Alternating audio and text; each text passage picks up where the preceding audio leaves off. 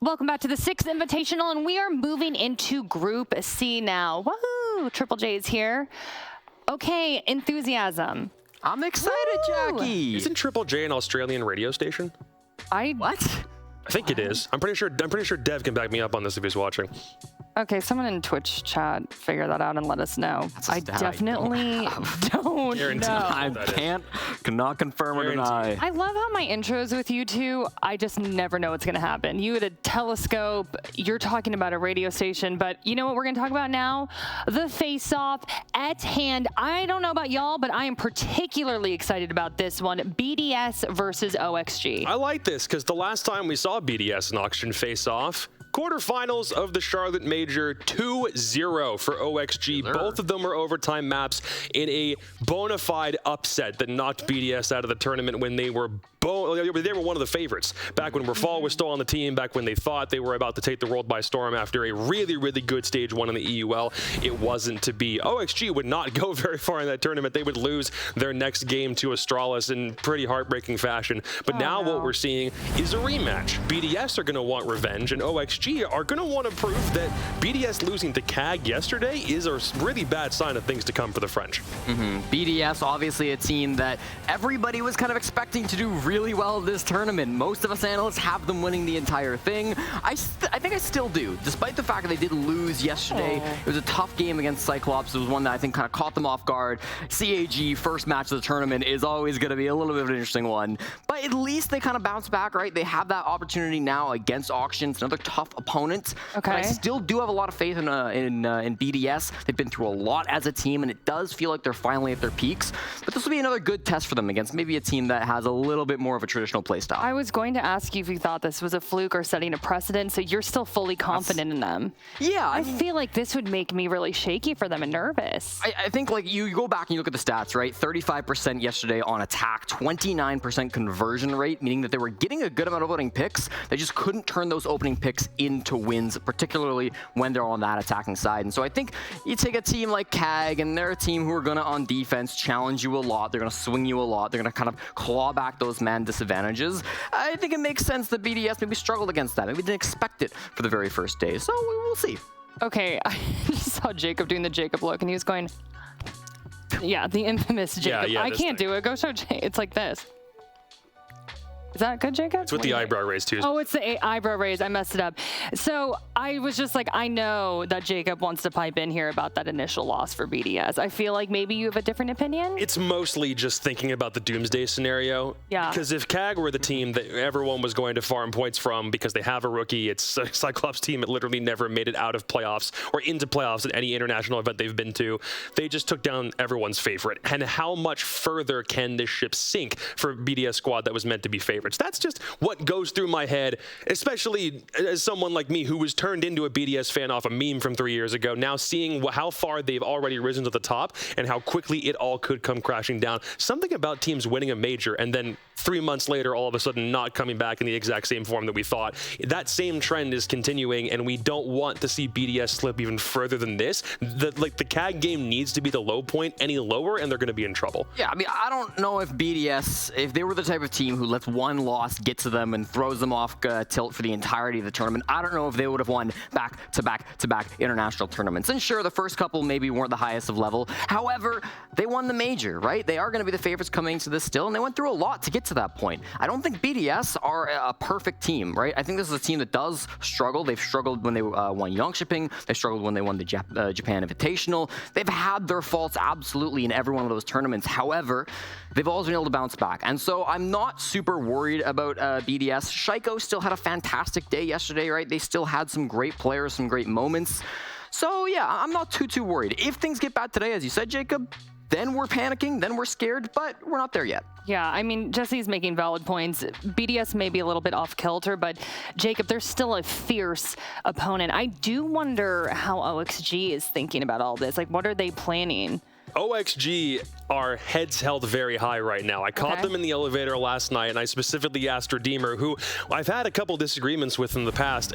I asked him, do you want me to say anything, or is there anything that you're thinking about for tomorrow in order to like set the record straight? Now's your opportunity. He looked me dead in the eyes and said, don't say anything. All we want to do is prove it because we know they're weak. And that's a really big problem. That just gave me chills. Especially considering OXG's win against Astralis yesterday looked pretty impressive and is also on track for the way that they were preparing from the end of stage 3 last year onto this event. It's on the right track, and it seems like if that momentum can keep it going into a BDS win, OXG are probably an underdog not that many people saw coming, and that's what's feeding them a lot of this energy right now. Okay, Jesse, I just want to give you credit because you were hyping up Newers. Is that me? Yes, it was you. Me, Jackie? And Newers certainly popped off our day 1 MVP. So Love this kid. He's popped off all throughout the NAL. It's been his standout year, of course, rookie year coming Wait a through. second. We're comparing him to Shaiko? We absolutely are. And take a look at those stats. He's beaten Shaiko, or at least very close in the majority of them. He had a fantastic day yesterday. These are the previous day's stats, of course. They did play slightly different games. Shaiko, of course, playing against CYCLOPS, Newers against Astralis, but they both had really strong performances. And Shaiko, many people would tell you right now, is the best player in the world. And I wouldn't disagree with that. But Newers is absolutely making his case. And by the end of this tournament, who knows what we'll be saying, right? So yesterday was a great showing from Newers. I also wanted to take a look at some of their previous stats throughout the year that they've had, because again, these are two players that have been dominant across multiple tournaments, across multiple international events where they had to face the best teams of the world. We'll get those stats up in a minute. I really do think that Newers is a standout player who can come in, especially when it matters, right? He's that type of player who can make those huge plays. We saw him on border yesterday. We, of course, saw that ace back on bank. I think he started a little bit slow on the entry because he is that entry player. It's always going to be his role. However, he turned it up by the end of it. He was 8-3 entry yesterday. Started off, I think, with one opening engagement on map number 1. For him to step that back up, for him to kind of reclaim that throne was really, really impressive. And here we go, the stats. LAN year 7, all previous international competitions from this season. That's honestly pretty impressive. that is impressive. Mostly considering that Shaiko was never the kind of entry to sink to the low of crutching Finka when a lot of other people did. And I'm not saying that everyone who played Finka was crutching it, but when you have someone that potent for the first half of last year, you're going to be using her as often as possible. And Newers was doing that, then kept things consistent in stage 3 when that nerf came in, was still playing the exact same way. And in spite of not going to Yongshiping, when they were figuring all of those issues out and trying to figure out what to do with Sweater and Vertical, he was there locking down Yana, locking down frag operators, ensuring that he was always the difference maker, and he was never, for any particular reason, the problem. I still think it's crazy that we're comparing him to Shaiko in a moment like this. It's absolutely warranted given his previous performance, and he also knows how good he is. He's not like in his own head about his own performance thinking that it's better than it actually is. He's definitely in the right mindset. He's got the confidence to carry himself through things, which is a cold contrast to Shaiko's own calculating method of playing Siege, monitored directly in front of his face, always playing to win every single gunfight in spite of how much HP he loses. It's a dramatic comparison, but it's absolutely worth it given how we've seen Newers play. Okay, I really like that side-by-side of Shaiko and Newers. Newers seemed like ready to go and excited, and Shaiko was like dialed in, right? But we do have our map ban info up. So Jesse, tell me what you're thinking. Well, we're going to start back on bank, and this is the map pick for BDS. They were undefeated through 4 games in stage 3. Now, they did lose its Liquid in the Yongshiping finals. However, still a very good win rate, 80% in stage 3, 67 throughout the year. It's a very strong map for BDS. Oxygen then pick another good map for themselves. We go to border for them. They lost it to PV back in stage 3, then again to Astralis here in Montreal, but they did force it into overtime. So although it's one that they've had their struggles on, I still think it's one that they can perform. Best of 3 that they played in Charlotte was both Skyscraper and Oregon, and we're seeing a completely different cadre of maps. Yeah, those are gone immediately. Yeah, because neither one of them were going to be options for BDS realistically. Again, that previous series they played was 2 maps in overtime, and OXG pulled off the upset win when it was only that, like, few rounds you need an OT to take home the victory. But if we need a decider in Charlotte, it was supposed to be Club. Here, it's also supposed to be Club. So we'll finally get to see that one map that didn't happen from 9 months ago if this requires all 3. And Clubhouse against BDS, my God. There are 13 wins on the year for that map. That is a scary one for Oxygen. I'm getting a little nostalgic right now, okay? Why? Because we're kind of throwing it back to NAL circa 2021 with my NA analyst desk. Yeah, and I'm going to be tossing a blue and Stokes. So take it away. I'm just getting a little watery-eyed. Oh, my NAs. But also, we have the Stream B pre-show, so make sure you stick around for that as well. All right.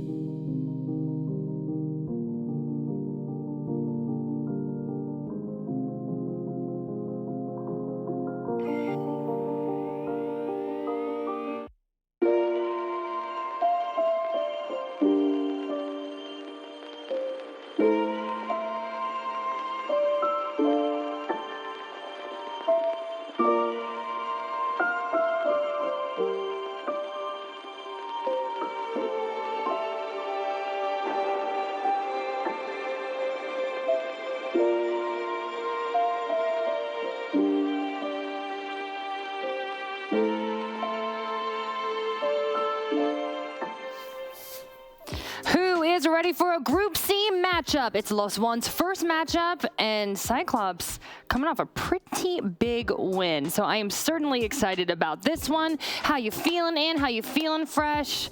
I mean, I think this could be a good one for sure. Yeah, I think this is going to be an explosive one. There's two teams with certainly unknown quantities coming into the Invitational.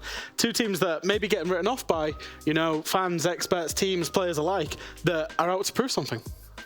Ann? Yeah, I mean, I definitely agree with that. We've seen CYCLOPS, for example, play in APAC, and they're a team that can play all over the place. They can roam with 5 men. They can sit on site with 5 men. So this is going to be a matchup full of surprises for sure. Okay, well, we're about to dive in deep. But first, let's introduce you to Los One. Take a look.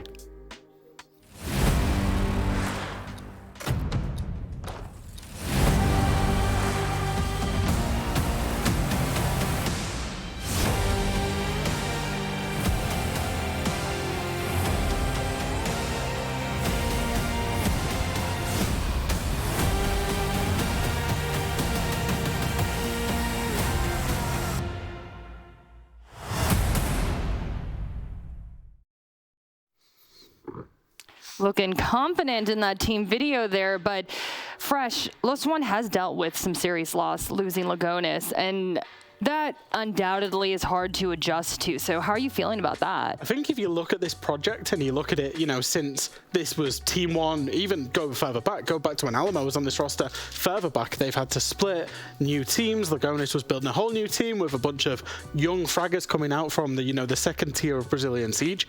And then they lost that star player in Lagonis over to Liquid. And you're kind of thinking, right, we might not see these guys. They might need a bit of experience. But no, here they are, winning the quals at Six Invitational. And, you know, that's testament to them because they beat out some good teams to even get to this point. Yeah, and I mean, they finished dead last at the last SI. Kind of hurts to say, to be honest. But this is a completely new roster. We're going to be positive, right? How do you think SI is going to shape up for them? What do you think that they're anticipating here? Well, obviously, if you look at their year's progress, right, they got third in the first stage of Brasileirão. Sorry, I am completely butchering out that word there. Then they got second in Group A, and then they lost to Dark Zero in the quarterfinal. So that still makes them 5th to 8th of that tournament. That's pretty good. But after that, their year kind of fell into a slump with the loss of Lagonis. But they do have 2 additions to the roster that will really help them out, in my opinion. We have to look into the direction of Maya and the direction of Lobin. Both of those together got 65 out of 102 kills in that series of the grand finals. Okay, well, we picked your brains about Los One, but let's see how Los One is feeling and take a look at this interview. Roll the tape. My name is Julio Gabriel, Lobin on game tag. I'm playing for Los One. I'm a fragger.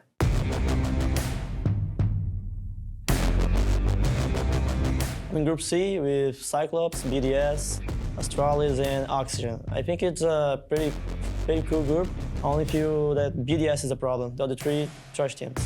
We've been training a lot. We took our time off to the trash can, so we can train more. And it's been like 3 months of all training. Then we got the qualifiers, so we've been preparing a lot for this tournament. We're pretty confident. So our expectation for our side is pretty high. I know people don't really know us a lot, especially outside of Brazil, but we are pretty confident we're going to be going really far in the playoffs.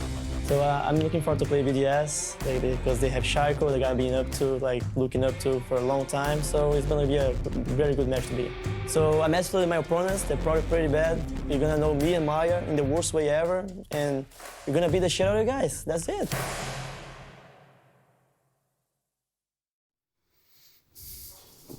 Loving the confidence and enthusiasm that we're seeing from these teams, but I want to zero in on CYCLOPS. Fresh. Yeah. A lot of buzz around CYCLOPS right now, like without a doubt. I really don't know how many brackets put CYCLOPS beating BDS. They got to be riding that high right now. They absolutely have to be, and it's, to an extent, it's not even really a surprise that CYCLOPS are the team that's caused the biggest of the tournament. Right. Because that's what CYCLOPS do. They are so beautiful to watch, but at the same time so frustrating, and that's genuinely the life of being a CYCLOPS fan. Is you know they've got this quality, they've gone and beat the major champions on 2 of the major champions' favourite maps. And it's about backing off CYCLOPS. So it's not about the upset, it's about how they deal with after the upset, which is this fixture right now for me. And do you think maybe they're burning too hot too fast? I mean, you know, sometimes you want to save that energy. Like, this is a long tournament. Could that impact them, or what do you think? Well, if you have these 4 games in the group phase and you're giving your 100% in those games, you also have stage 2 and stage 3 potentially if you make it after that as well. You need to have stamina, you need to have, or like it's multiple best of 3s and eventually a best of 5 as well. You need to make sure you pace that energy, otherwise you're going to be burned out by the end of stage 1. For sure. A little worried about them there, but it's still pretty cool that they beat BDS. But I'm a fan of BDS too. I'm neutral. I'm Switzerland over here. Moving on. Fresh, I do want to pick your brain about their chaotic play style, right?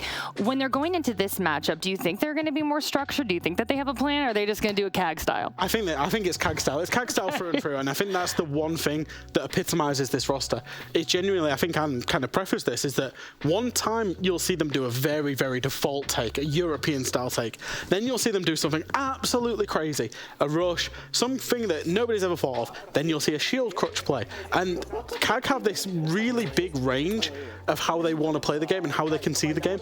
And that's one of the things that makes them dangerous. And I don't think they put too much respect on any opponent. They just focus on themselves. Well, yeah, they have this really big range of how they can play, but their coach Fuji also mentioned that he gets the Kai players to not only practice within the awareness of Japan and Asia, but also the entire world, and they have been reworking some of their strategies. All right, well, the map bans are up, and what are our initial thoughts here, Fresh? So a curious one for me is Lost One, when they played through the qualifiers, Villa and Oregon they loved. I don't think they conceded over 3 rounds when they played either of those maps. Very surprising not to see Lost One pick Oregon. Instead, they've picked Theme Park, which is a very weak map for Cyclops. So they're looking to try and play their opponent's weak maps rather than their strong maps. Cyclops in turn are kind of doing the same, picking one of their strong maps. And, you know, Kafe is a reasonably high preference for Lost One, but it's a low win rate. Yeah, they have played a game against FaZe in the Brazil Round Stage 3. They lost at 3-7. And then if you look at the decider border, that is a big surprise that is coming through. Cyclops actually beat BDS on that map yesterday.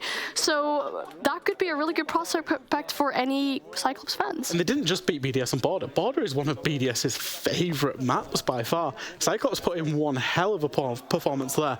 I would go as far as saying, should we get to map 3, you really would have to. What the faces right now. You really would have to favour Cyclops if we get to Border. Okay, it's kind of interesting watching the play area right now. We're taking a live look, and Cyclops just smiles and making faces. You know, sometimes going into a match like that is the best mindset to have. I think so, and I think actually one thing that we've not yet covered is the impact that Arkuli's having on this roster. If you looked at the interview that he did that was shown yesterday when Cyclops played, he's very confident. And I've said if he can have the leak effect to Cyclops, then they will go far in this tournament. Oh man, well let's see how it plays out. Our teams are ready to go, so let's toss it to our casters, Dez and Ace. I have not seen their outfits today, but I'm sure they're stunning. Take it away. She's going to be so disappointed in us. I've got a grey jumper on, Jackie. I'm so sorry. I've gone for like an orange long sleeve. The most exotic thing about it is a rolled up sleeve. We've got to save the big stuff for later in the event. The big stuff is coming. That all comes out next week. This week it's all about casual time. That's what we're going for. But this game is anything but casual. It is the Lost One of the day. Lost One coming up against CAG. I had to get in there, or you were going to take it away from me, Tim. I'm sorry. Been waiting so long. So long, so stolen. I personally am really excited about this because Lost One were actually one of the first teams that I sat down when I was doing prep for this competition and really tried to dig into and go, okay then, what have these guys been up to? What are they all about? And I think you heard a lot of the smack talk coming out of Lobbin and saying, look, me and Maya, we're going to slam you about. Those two were unbelievable during the qualifiers to get their way here. They've gone past big teams like Furia, NIP, and got themselves a deserved spot. There'll always be questions about them until they prove themselves that, hey, you made it through the qualifier. You weren't one of the top teams, but they did keep them finishing in those top sort of 5, top 6 positions. They've always been close. I'm really excited to see what their performance looks like.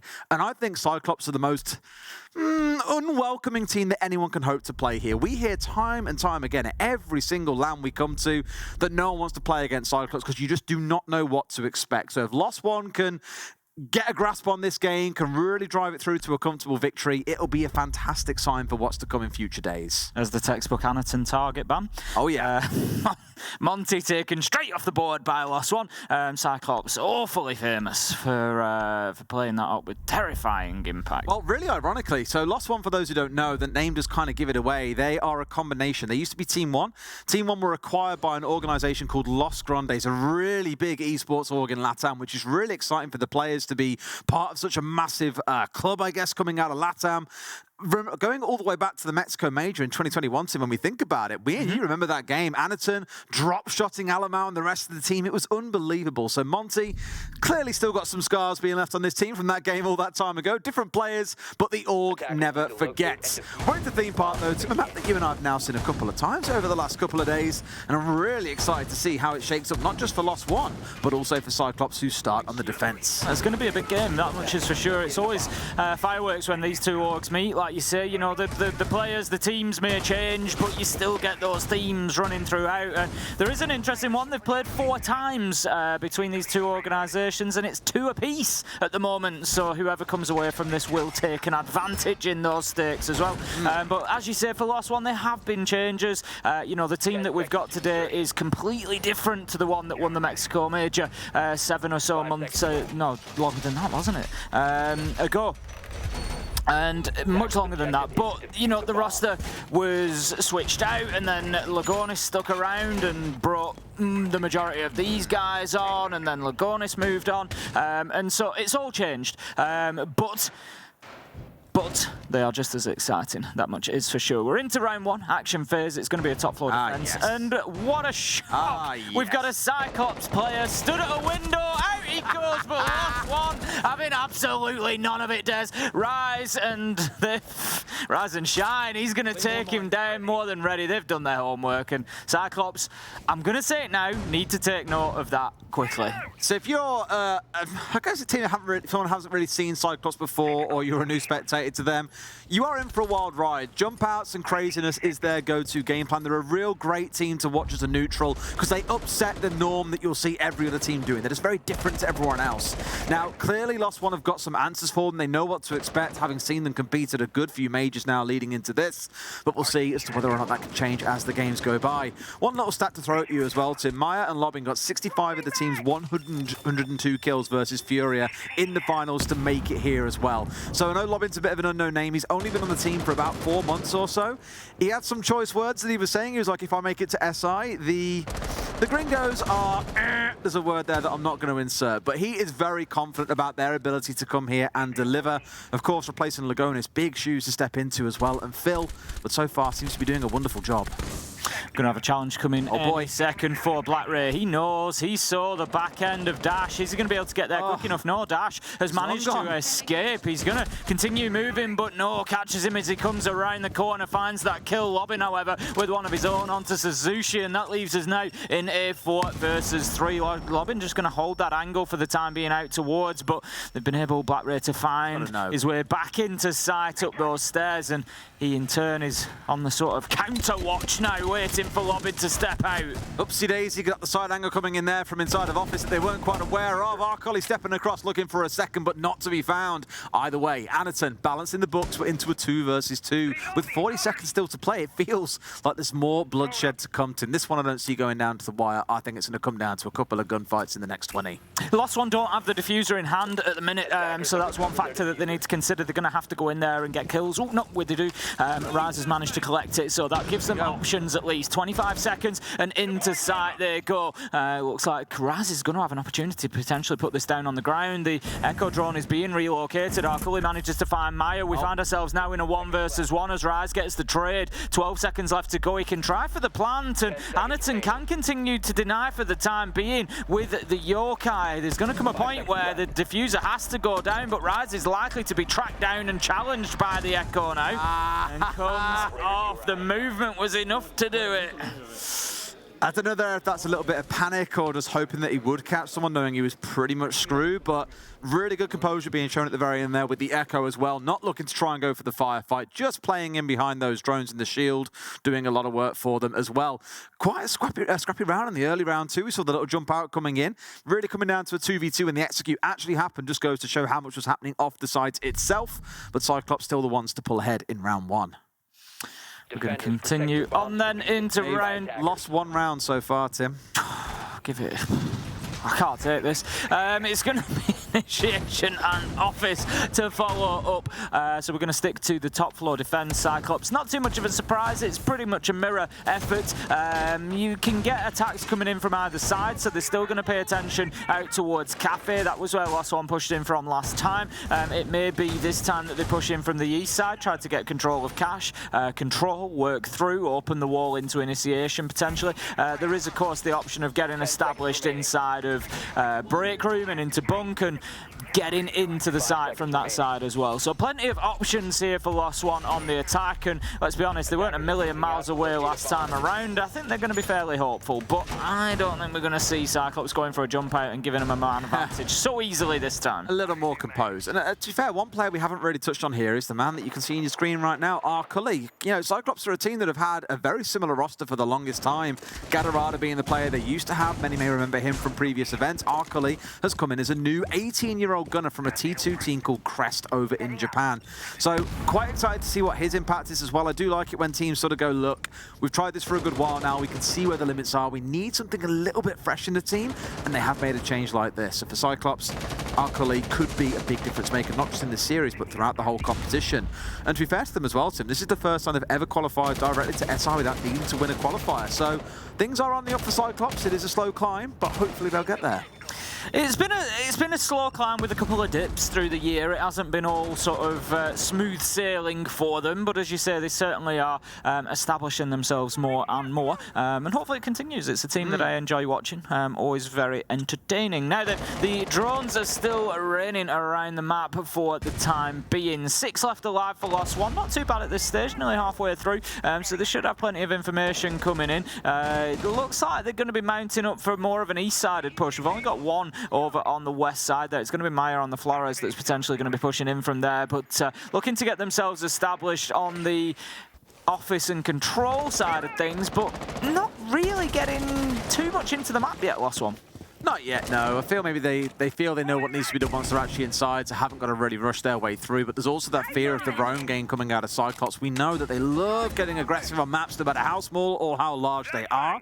But did you just hear lob in one of those Candelas and try and get things moving? It's Maya to strike first, though, bringing down Black Ray. Instantly responded to, though, by Suzushi and Ayagator to bring down Dash as well. Good start for CYCLOPS. Beautiful from Ayagator there, just very aware of his surroundings and the man coming from the bottom of yellow stairs. Raz does pick up Suzuki, and that leaves us now in a 3v3. Interesting. He's got away with that. Interesting play from the Azami there. 3 versus 3, 45 seconds left to go. And as I said, Lost One, they just don't really have too much of an identity to this attack. If you were to ask me, you know, where are they going to execute? Where are they going to plant at the minute? I'd struggle to tell you where that choice is going to come. Arcoli manages to find dots, and that leaves us now in a 3v2. CYCLOPS with 30 seconds left to go. They can hold on. They can just start holding angles here, and Lost One are going to be stuck with pushing from the side that they're on, which is from the Kafe side. They're not going to have any breach opportunity. There's a direct trade, leaving us now 1 versus 2, and it is over as Anaton finds that final kill. Well played from CYCLOPS. They really shut down anything that Lost One tried to do there. They couldn't get themselves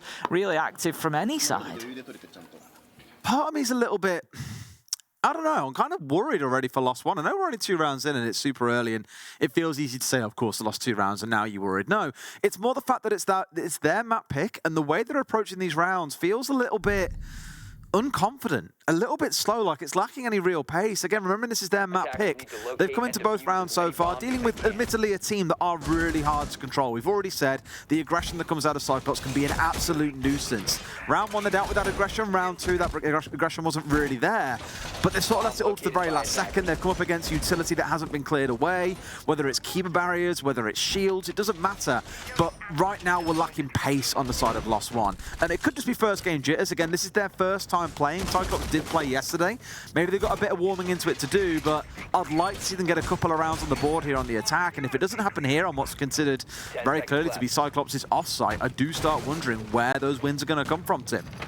Yeah, absolutely, 100%. And the thing is, if Armory Throne is your offsite, that is a little bit of a problem for the attackers. You know, we know that it's often favoured as a primary site. It's certainly not a bad one to defend. There's not a lot of verticality above it. You have to be getting your breaches off because otherwise you're working through single doors. So that's something that we've seen Lost One struggle with in the first couple of rounds, is getting that access to site. Now, it looks like we might have a bit of spicy action from Ayagator on this door out onto the balcony. Maya seems to be aware of it, but Lost One, they've got the entry kill both rounds so far. It hasn't paid dividends for them, but I dare say they really don't want to be taking the entry death. If they can't get the win with the opening kill, it ain't going to go any better with the opening death. Absolutely not. I love as well how Anaton's doing the sort of thing that we'd see Deepek doing and making really good, I don't want to say aggressive, but really good mobile use of those yokai drones to collect information around the map, understand, okay, where is this push coming from? Are they coming barrel side? Are they going maintenance side? Are they going in top floor control instead?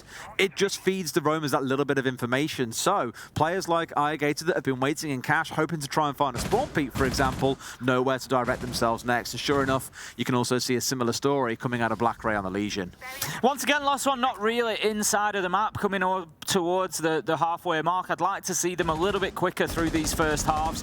We've got one now established inside of Kafe. It's going to be Lobin that's managed to get himself inside there. Going to trigger that goo man. Have no choice but to take it out of his leg. But again, it's just feeding that information into CYCLOPS as to exactly where this push is coming from. Not sure if that was a Yokai drone that was just taken down by the IQ. Looks like it probably was, as he's stunned out at the moment. But as we pass that 1:30 mark again, I'm just a little bit concerned about Lost One's lack of progress at this point. Yeah, I mean, they're chasing down a couple of like Yokais at the minute that seems to be having them chasing shadows, and iGate is going to find himself a freebie as well. Not dealt with at all around Cash, and finally Lost One will bring him down. But the fact that you've had someone running around there for 2 minutes, really uncontested for the vast majority of it, again plays into what I was saying earlier. Lost One not with a lot of pressure so far on Theme Park. No real hard breach option. They've got Ying with the hard breach gadgets and Dash with the hard breach gadgets, but I'm just concerned about those. I say no real sort of direct option because you're very limited with the scope of those openings. You know, if you're going to try to push into sight, normally I'd say absolutely fine, open up some lines of sight, not a problem. But for an actual ingress into sight, then, you know, they're not always the best. You've got to go through that animation of jumping through them, and it could be risky when you're coming down to the last 30 seconds. You got our Cully still as well, sat hanging around yellow here, just waiting for someone else to push down the wrong way and get himself in trouble. Dots is going to... timing is horrific, but Suzu Shi deletes 2 members off the other side. Suddenly, though, it's down to a 2v1 as both Rise and Dash get themselves back on the scoreboard. Anaton left alone is one of the players that you would want in this kind of situation. Dodges away from the frags, he's a player, but he's sprinting forwards. Rise gets the closeout, and Lost One are on the board.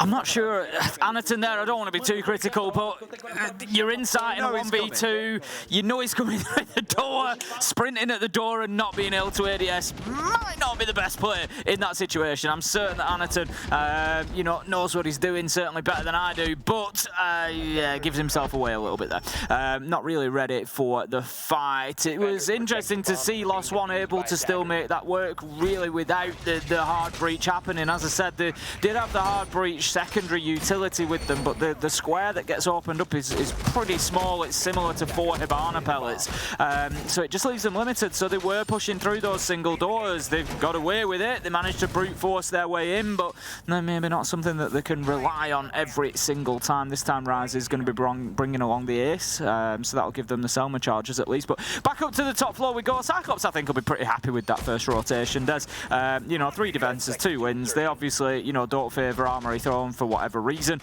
and they've come away with 1 loss. They'll rinse and repeat. They'll be happy with a 4-2 half if they can get it done. I do want to see in the second quarter of the game, though, more aggression coming out of Lost One. I know I've commented on it a few times now as well, but even in that last round, yes, they won, but it did come down to a couple of favourable 2Ks going their way. You know, I want to see them getting a bit more aggressive onto these members of CYCLOPS that clearly are having a field day roaming out in the map right now.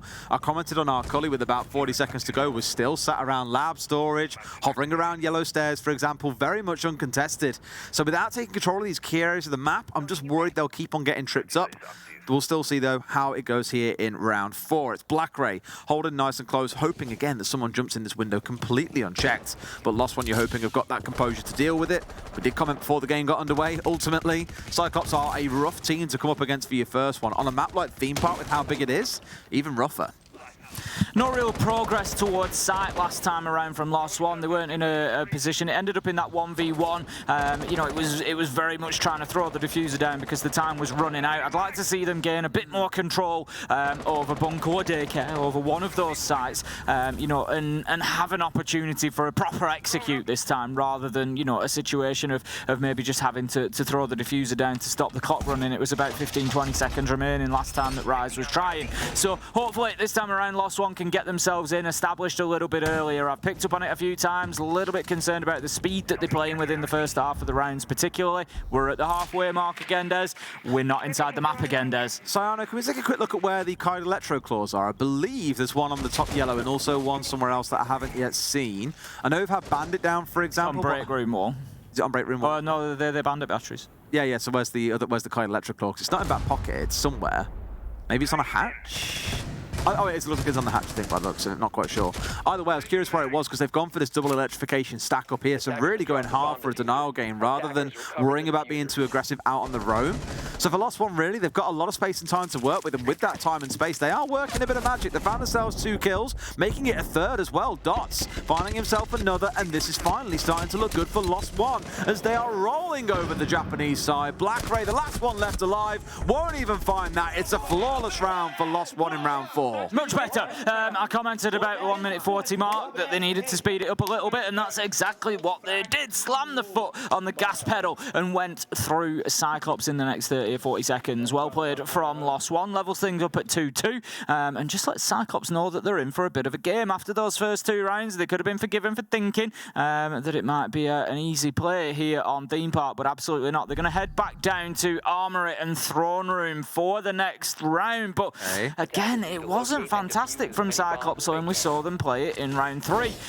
So Lost One were able to push in, were able to get the win. I'm just looking at the hard breach options this time. I mentioned it last time around, they limited themselves to the secondary gadgets and didn't end up breaching their way into site. They were having to play through the single doors, which is always a risk. I'm glad to see this time that we've got Dots bringing along the Thermite, we've got the Thatcher, you know, bring those operators, bring the basics.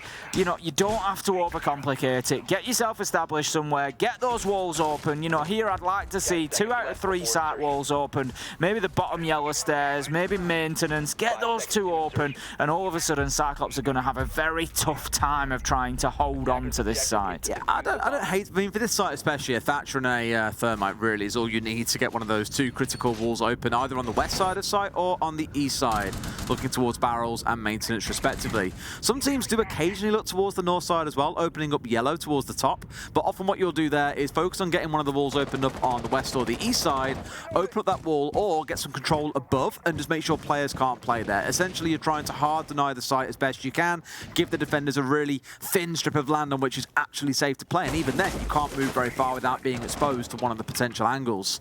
So we'll see exactly how they play for it. That's why the denial game is here as well, with the yokais, with the cap cans on doors as well, leading in towards the site, the electro claws.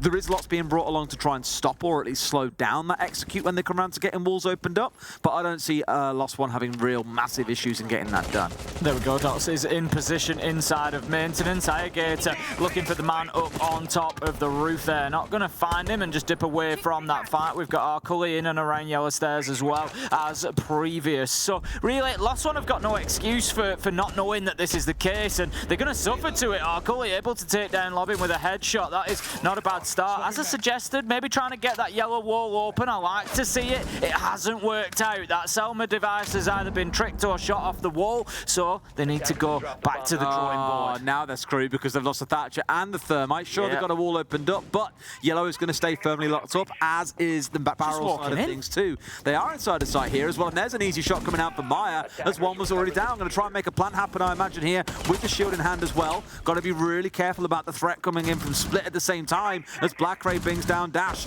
It looks so good for Lost One at first, but now they're down a man. I really thought with a bit of cover there, if they'd just backed off a little bit and held their lines, there was a possibility of getting the diffuser down. Black Ray's going to take a bit of damage. Out goes the air jab to try and punish him. Move quickly and you'll get your freebie. There you go.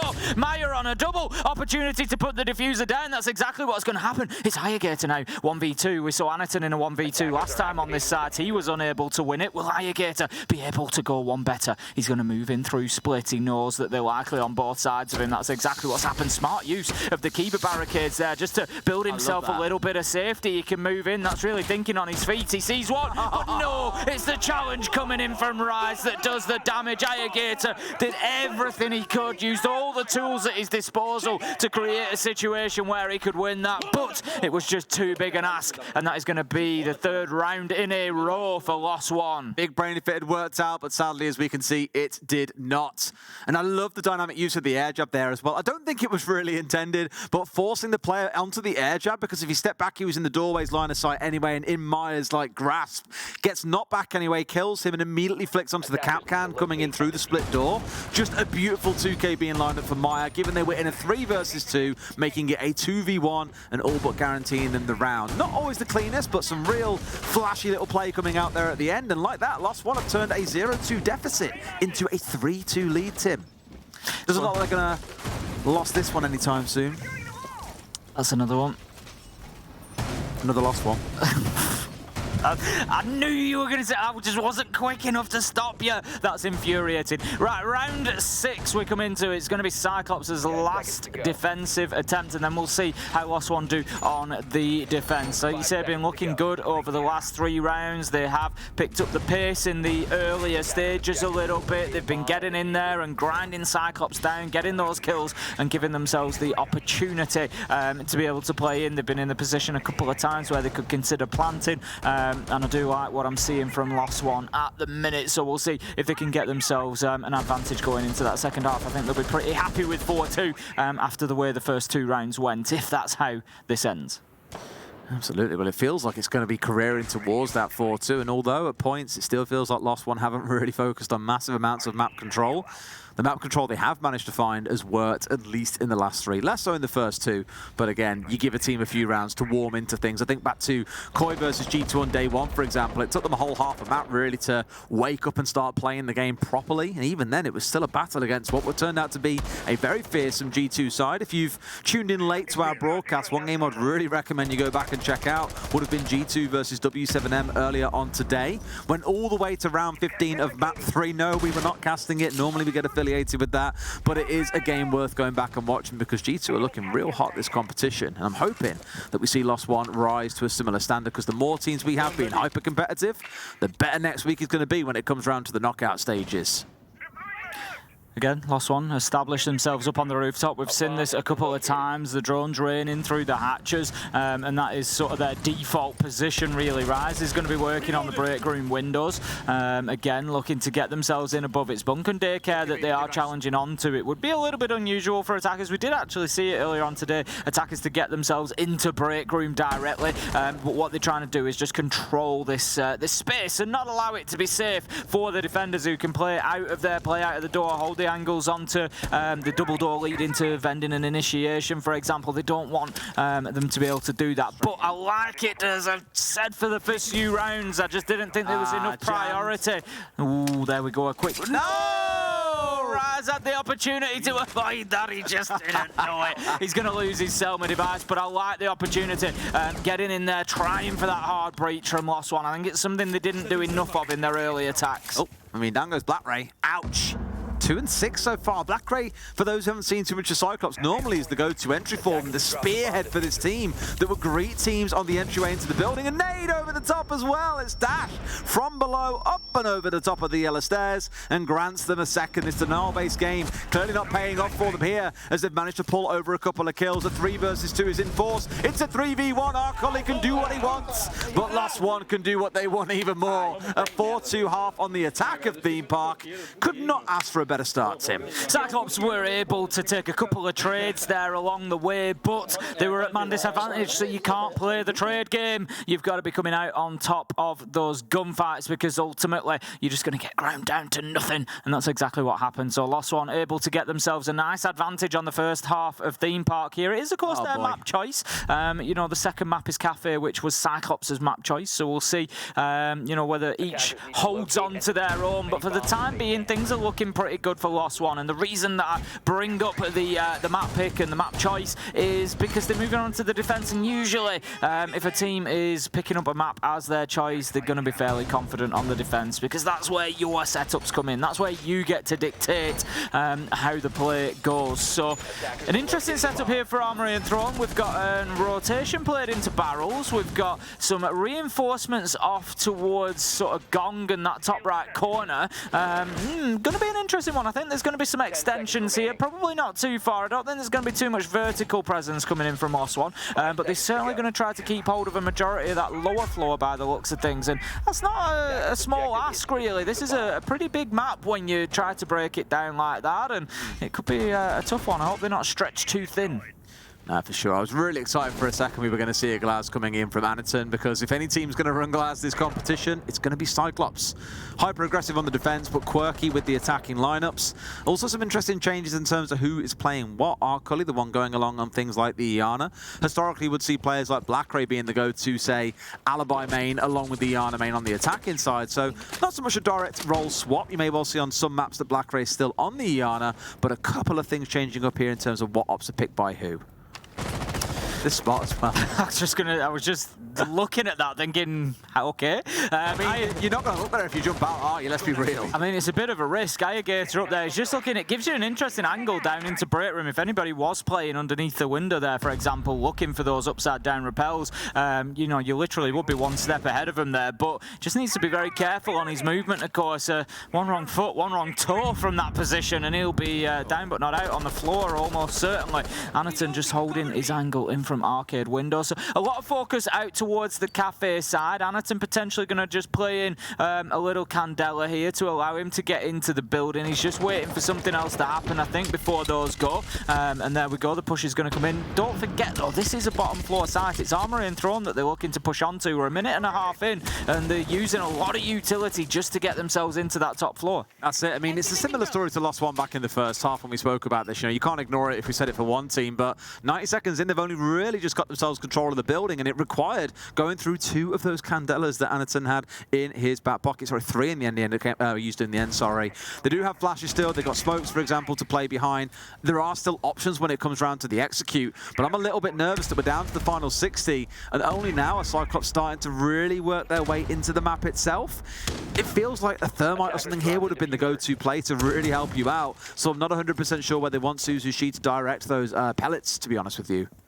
Yeah, it can always be difficult. That's the trade-off with Hibana, of course. She's very, very versatile in the hard breaching, but with the delay time on those pellets, and like you say, having to build them up to make a walkable breach, for example, it can limit you a little bit. Now, Rise is going to be pushed out of position. He's doing his best, just sort of turning himself into water almost to get as close to that wall as he could, but the kill could not be found. Dots gets 2, great double for him, switches to the shotgun. It's as easy as that. Surely not. That's 4. He's on for an ace, potentially, Des. The question is, are the rest of Lost One going to back off and give him the chance? He makes it look so easy, finally gets shut down, but Dash is there to collect. What a 4K. It's almost cinematic in style. CYCLOPS gave him, I'm not going to say CYCLOPS gave him that. You know, there were a couple of good kills in there, but dropping the hatch when you know he's playing onto the door, for example, like, you know which operator it is, you know he's probably got a shotgun,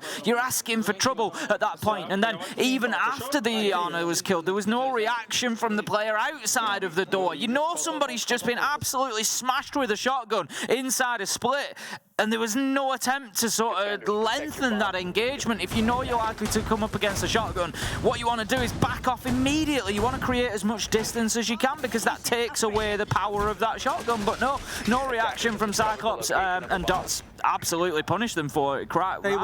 They were just so focused on the player that was behind Furnace, right? They were like, okay, there's a player there, we know they're low, we can go and kill them, forgetting about, there might be 2 or 3 other players on site that are going to be doing some damage as well.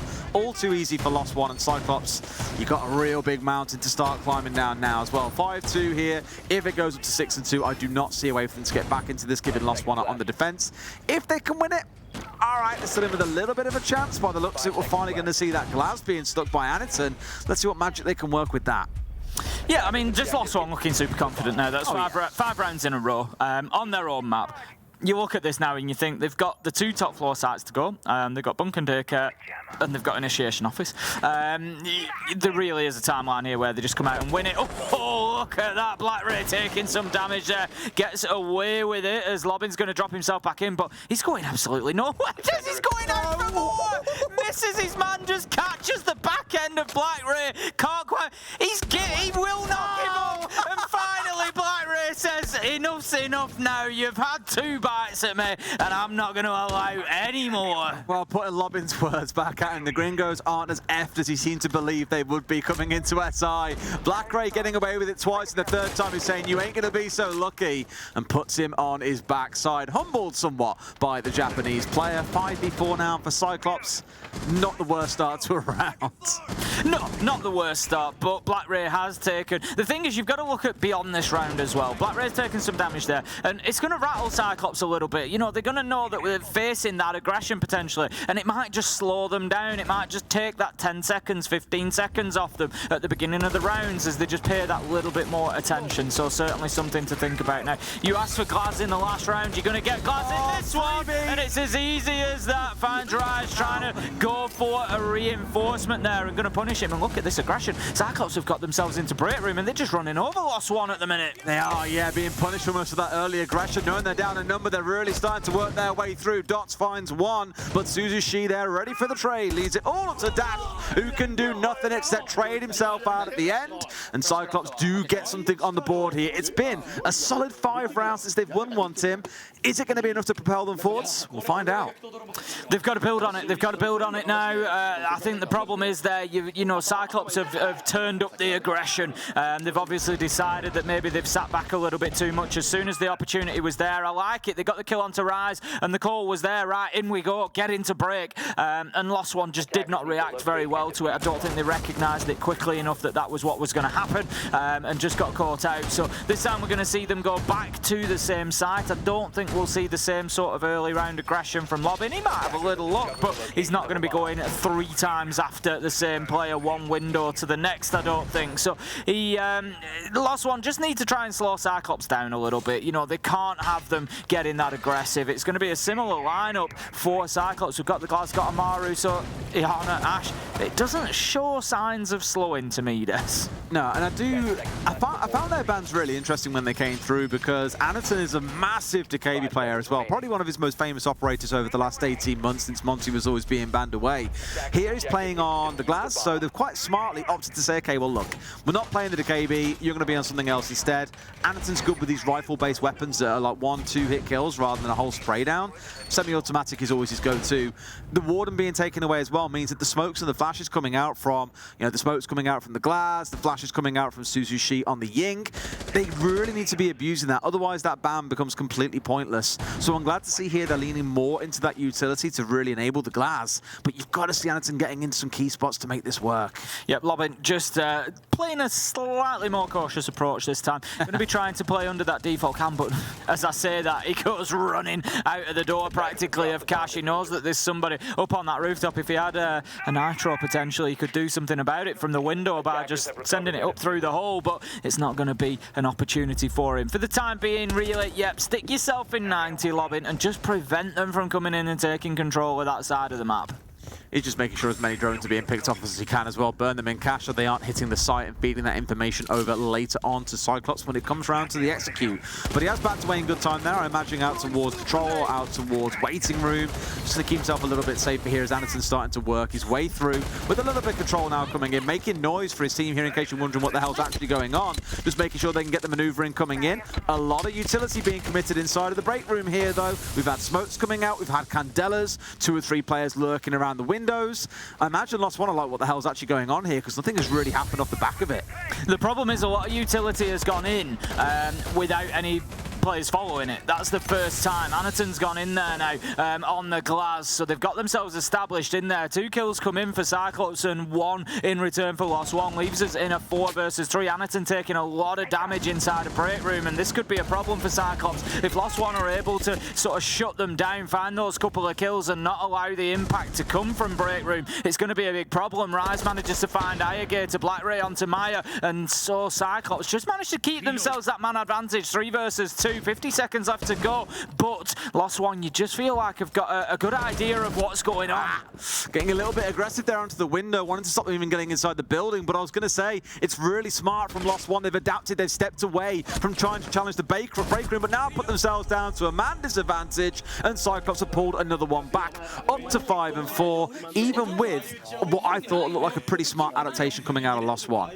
I think we knew this wasn't necessarily going to be a runaway. CYCLOPS have always got something something to say about a game that's not going in their favour, and they're certainly having their say over the last couple of rounds. Heading into round 10, we've seen CYCLOPS take the last 2 and bring themselves back within 1. They're in touching distance of Lost One, who are going to move on. Interestingly, they're not going to go to Initiation and Office. They're going to actually head downstairs, not back to Armory and Throne. It's going to be Lab and Storage for Lost One, which is not an often picked side. I think we have seen it so far at SR23, maybe once, but yeah, it's not too common.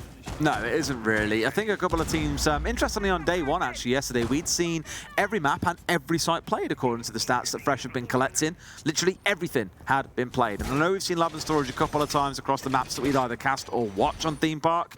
I'm just always concerned about this one in terms of the site itself becomes a little bit claustrophobic for the attackers especially. Trying to filter in through that single window, having to take control of most of Arcade, which means getting control of top floor, making sure Cafe's secure. There's just a lot you have to think about to even worry about pushing in towards this site, but it's also quite weird to defend at the same time. Here, what I'm concerned about for Lost One is they're stretching themselves really thin. They've got players playing up on the vertical, there's some downstairs as well inside of Armory and Throne with the reinforcements that have just gone up. So there's a lot to hold on to, and I'm just not convinced they'll be able to keep CYCLOPS at bay. Better yet, even keep CYCLOPS at bay from just charging straight in towards the site as well. We've just got only one of Lost One on site at the minute. That's what I mean, yeah. This, as you say, there's an opportunity for CYCLOPS there. It could be dangerous. I was expecting maybe as you were finishing speaking that a few were going to head back in there, but no, it's just going to be Rise all alone for the time being, and they just need to be aware of that. The arcade stairs is a good position, to be fair. We've got Dash there on the Goyo, so that's going to be at least able to quickly support. He's sort of in that link position of keeping a safe space for the roamers to be able to head back through to site. But yeah, a lot of commitment to the top floor at the minute for Lost One. Which I don't overly hate. Like, they're controlling the entirety of the map. They've even got Dragon held down. Again, remembering that the site is Lab and Storage. It's the exact opposite end of the map. Now, Arcol is looking to do a little bit of a challenge on this side of the map, but there's 2 he's playing against and gets the shot up through the floor onto Lob, and he was looking to get cheeky. I know he was quite confident coming into SI, but I've said it a couple of times. So far, humbled by the Japanese side. Ayagator finding Maya as well. 5 versus 3 now, and CYCLOPS really getting some wind in their sails. I'm going to have to start thinking about getting back to site here, a Lost One, because they are still light-handed down there, so it's not ideal. There's still 2 on the top floor, only Rise downstairs, so could certainly be a problem, especially as Dots falls as well. It's all up to Dash. He was on the arcade stairs, so he can get back in there, but even Rise has dipped away now. It looks like CYCLOPS are able to start moving in. Rise is thinking about going out of the window here, but it's going to be too late. The diffuser's going down. He knows there's somebody coming towards barrels, manages to find him, but Arcully onto Dash, leaves Rise with it all to do. Beautiful headshot with the SMG-11, but now he sees his own side utility working against him as he tries to move around, tries to position to find these kills that he needs before he can disable this activated diffuser. He knows there's somebody around there, but no, Black Ray wins on the peak around the corner, just slides out super smooth, finds his man, and that's going to be CYCLOPS leveling it up, and we are seeing at least all 12. What I think Lost One are really struggling with here is they're still playing incredibly individualistic. They're looking for these 1v1s, they're looking to peek onto windows, they're really wanting to aggress into CYCLOPS in the same way that CYCLOPS like to aggress into other teams. And before we came on air, you and I were talking, and we both said this will either be an amazing game or a really poor game. So far, it's really entertaining, which is what I'm enjoying, but it's coming down to these individual gunfights time and time again. And Lost One, for the last 3 rounds, has stepped into them, and more often than not, they have lost out to CYCLOPS. Even when they're down a couple of numbers, they're still looking to go at windows. They're trying to find 1v1s. I'd honestly rather they just calm down a little bit. Play as a team here. You're speaking about your teamwork, Lobin, saying you and Maya have got this. At the minute, we're not really seeing that team play coming together. There's no trade-based play. There's no crossfires being held, and you're the ones on defense. So let's breathe a little bit. Let's slow it down. Let's not try and be hyper-aggressive and control every square inch of Theme Park. Let's play as a team and use that team play to overcome CYCLOPS, because they've won 3 rounds on the bounce now. We're up to 5-5. This is your last chance. You've got to win 2 rounds, otherwise overtime is waiting, or even worse, just a straight regulation win for CYCLOPS. Yeah, I think you're absolutely right. I mean, it was something that I picked up on round 7, the first Armory Throne defense. I said, you know, Theme Park is a big map. they're stretching themselves too thin. And if anything, they've gone even worse. They've got mute Mozzie, they're trying to block information away. Exactly, take the information away, focus on site, don't worry about your rotation to barrels and overextending, just, do the basics. Just a little bit of a concern around the Alibi and the Thorn here. They do want some presence off-site. You can't just turtle yourself. No, not at all. And wait for the world to end, the ceiling to start falling down, for example. But I'm just thinking here, is that really the go-to? They had things like the Malusi before. We had the Goyo on side. Those things are missing. Sure, there are C4s to play behind, but there's not much in the way of denial. One big thing noting, though, 3 shields on side. That could be quite a nuisance coming in for CYCLOPS there. Have got to deal with a very dynamic defense inside of the site itself. Yeah, I'd like to see maybe a couple of players up on the top floor, have the roam, have the time wasting, have a method of getting back to site as safely as possible. They're going to have to play up there. They've opened the hatch, so they need to be careful of that. Have your method of getting back. Like you say, they've got the hatch open, so they can use it. They just need to hold on for as long as they can. Don't throw away those lives, and then have the players downstairs on site as well, whereas, again, there's only one down there on site, and they are spread very thin across the map, and CYCLOPS will continue recognising that, and they will continue pushing in and getting those 1v1s. Absolutely. So looking really on the side of CYCLOPS, it depends entirely on how they play this out as well. They've felt very comfortable going into these constant 1v1s against members of Lost One because they have come out on top for the vast majority of these rounds. You can see 2 or 3 lurking on the upstairs here for Lost One. In fact, the vast majority, I think there's 3 of them up here at the minute. Yep, 1 initiation, 1 inside a daycare, and then 1 also hanging around towards Kafe. So they do want this aggressive control. They've all got a pretty similar proximity as well towards the hatches. They do need to get back to site. So they are doing the right thing about wasting a bit of time here, but I like even more that it's quite a close-knit triangle. They are playing as a group. It's not about 1v1s, it's about trades, and I'm hoping that's what we see come through once the shooting starts. As I say, there's nothing else because there's a nade. Forget about the shooting, that doesn't count. They can go the Candelas, but the Ying actually isn't going to follow those in. So Thorn dash up there is going to be reasonably safe to continue in that position. Arcully is looking to work from underneath now instead. Out goes the nade. Obviously not confident of the position of Dash at the minute, so could still continue to be a thorn in the side of CYCLOPS if they don't get him closed down. Just holding on to that split door for the time being. CYCLOPS largely sort of just moving away and forgetting about this top floor clearance, instead choosing to go direct, which might not be the end of the world. As I say, with Lost One have been, spreading themselves a little bit thin. There is potentially the opportunity there. There is. It's kind of had that weird little pause. They found the opening and everything has slowed down a little bit while they still get themselves set up. You can see 3 of them stacked up on the east side out here. Suzushi with diffuser in hand as well. No doubt going to be the big target. It's interesting to see him not playing on something like, I don't know, a Hibana that normally he will be playing on. Instead, he's on the Twitch here playing a more supportive role. So the kind of thing that every now and then we see out of teams like Koi. I can think of Deepak a few times that's been across on this operator as well. One even back out though. Anaton's gone. That's Candelas and Smokes offline. But Black Ray ensures CYCLOPS retain that numbers advantage with a kill onto Dash, who really since the first half hasn't been all that present, it feels. Great C4 from Lobbin. Again, once again, lobbing it straight over the top. Maya strikes big. Strikes even bigger. A huge 3K. They move themselves up to match point. But is it enough, Tim? I don't really understand that from CYCLOPS. No, me neither. So far they've been so good at going in, identifying the positions of the Lost One players, isolating them and killing them. They went upstairs, they went downstairs, and at 40 seconds left thought, oh, we're going to have to go back upstairs, and started losing players in doing so. It was very strange. That seems to be a real weak point for them, is on that north side when it comes to the push-in. They had a player sat behind the shield at the top side of Furnace, normally where it had been chewed up by, say, a Flores. They didn't have a Flores on side, they were out of utility, had to really go for this push-in. So Maya was just dancing around behind that shield, taking out all 3 of them as they tried to push inside a split.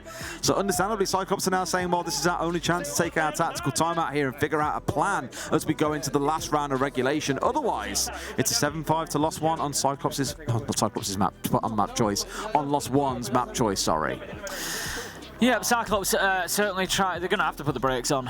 It's now or never. If they don't get this done, then they will be 1 map down heading into Kafe. And to be honest, I think that they can kick themselves at that. They can feel a bit hard done to because they've had some good momentum over the last 3 rounds. They've had 3 in a round. 3 in a row, and it's been really.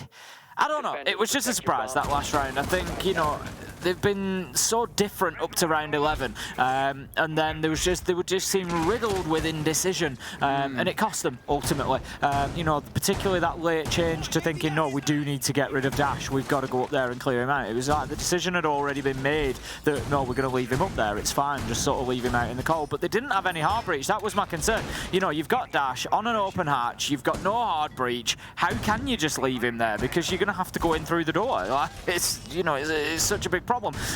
But we'll see what they do in round 12. It's going to be upstairs, Bunk and Daycare. We've seen this defended twice already by Lost One, and we've seen it won twice by CYCLOPS, round 8 and round 9. Both times CYCLOPS were able to get those opening kills, both onto Lobin, so needs to keep himself alive a little bit longer here and keep himself in the fight for Lost One. Yeah, this site's been horrible. Out of the 5 times you've seen it this map, it's only been won once by the defenders, so it feels a little bit exposed, a little bit risky. Neither team really stepping in towards initiation office. I think we saw it once as well, and that's about it. So almost like either team is scrambling to say, okay, we're happy playing inside of Armory and Throne, but every other site, roll a dice and we'll try and make it work, is the sort of feeling that I've got going in so far. Now, we have seen some of those more crazy picks parked away for CYCLOPS. Didn't indeed see the Sens coming out, for example, and the craziness that we thought would follow along with that. Things have balanced out at least a little bit more. You've got that Flores returning in once again to deal with any shields that might be there. There is one coming in that will have dropped down somewhere already. Alongside that, the Ying that has been such a staple for both teams in this game.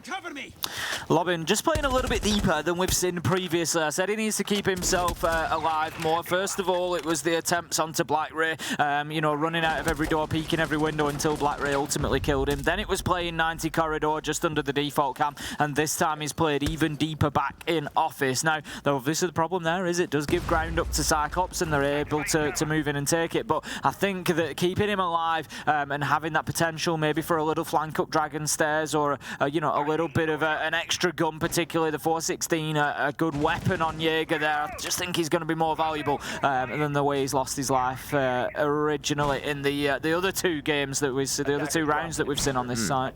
All forced down towards the west here for Lost One as well. You see that shape forming out towards the left, whereas for CYCLOPS, their attack is all starting out towards the east. One of them working their way slowly in towards initiation here, whilst 2 more get to work on the office side of things. So they are stepping forwards as we get towards that last 60 seconds of thinking about what an execute may begin to look like. But I wonder if there's a big focus on trying to get this wall opened up, or if the fact that it's jammed away and fully reinforced off means they're going to be forced to have different ideas instead. Hard breaching, I keep mentioning it, I keep coming back to it. Beautiful nade there, Lobin once again the opening death on this site. It just isn't his site. Arcully manages to find a tight angle, threads the needle onto Maya and puts them at a serious advantage now. 5 versus 3, 40 seconds left to go. There is a long time for Lost One to hold on, really. They need to be finding themselves some kills. I think they're going to find themselves pressured from break room pretty soon as well. CYCLOPS have shown they are no strangers to repelling inside of there and just applying pressure from every which way. We'll be so worried about what's going on behind them here as well. You've got the longer angle shots, and Arcolio's about to praise as being so good on the entry. 4-on-1 so far is shut down. More Candela's rain on through as the shotgun comes out from Rise to bring us down to a temporary 3 versus 3 as Arcoli is down on the deck. What can CYCLOPS make work? The answer is a kill onto Rise into a 3 versus 2 with the plank going down. Black Ray's going to stick this almost certainly. Anaton's on the cover, finds one beautiful headshot through the smoke, but will be taken down. Doesn't matter as Suzushi is there to close it out, and Des, we're going to overtime. I've waited to hear you say that all day long, Tim. There are some stats worth looking at here, to be fair. I mentioned Arcoli a second ago. 5-0 on the entry now.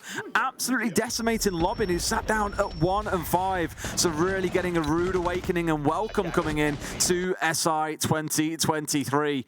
And then across the whole team at the minute, things aren't looking so good for them on the entry, but CYCLOPS are largely being carried by Arcoli and the performance that he's having.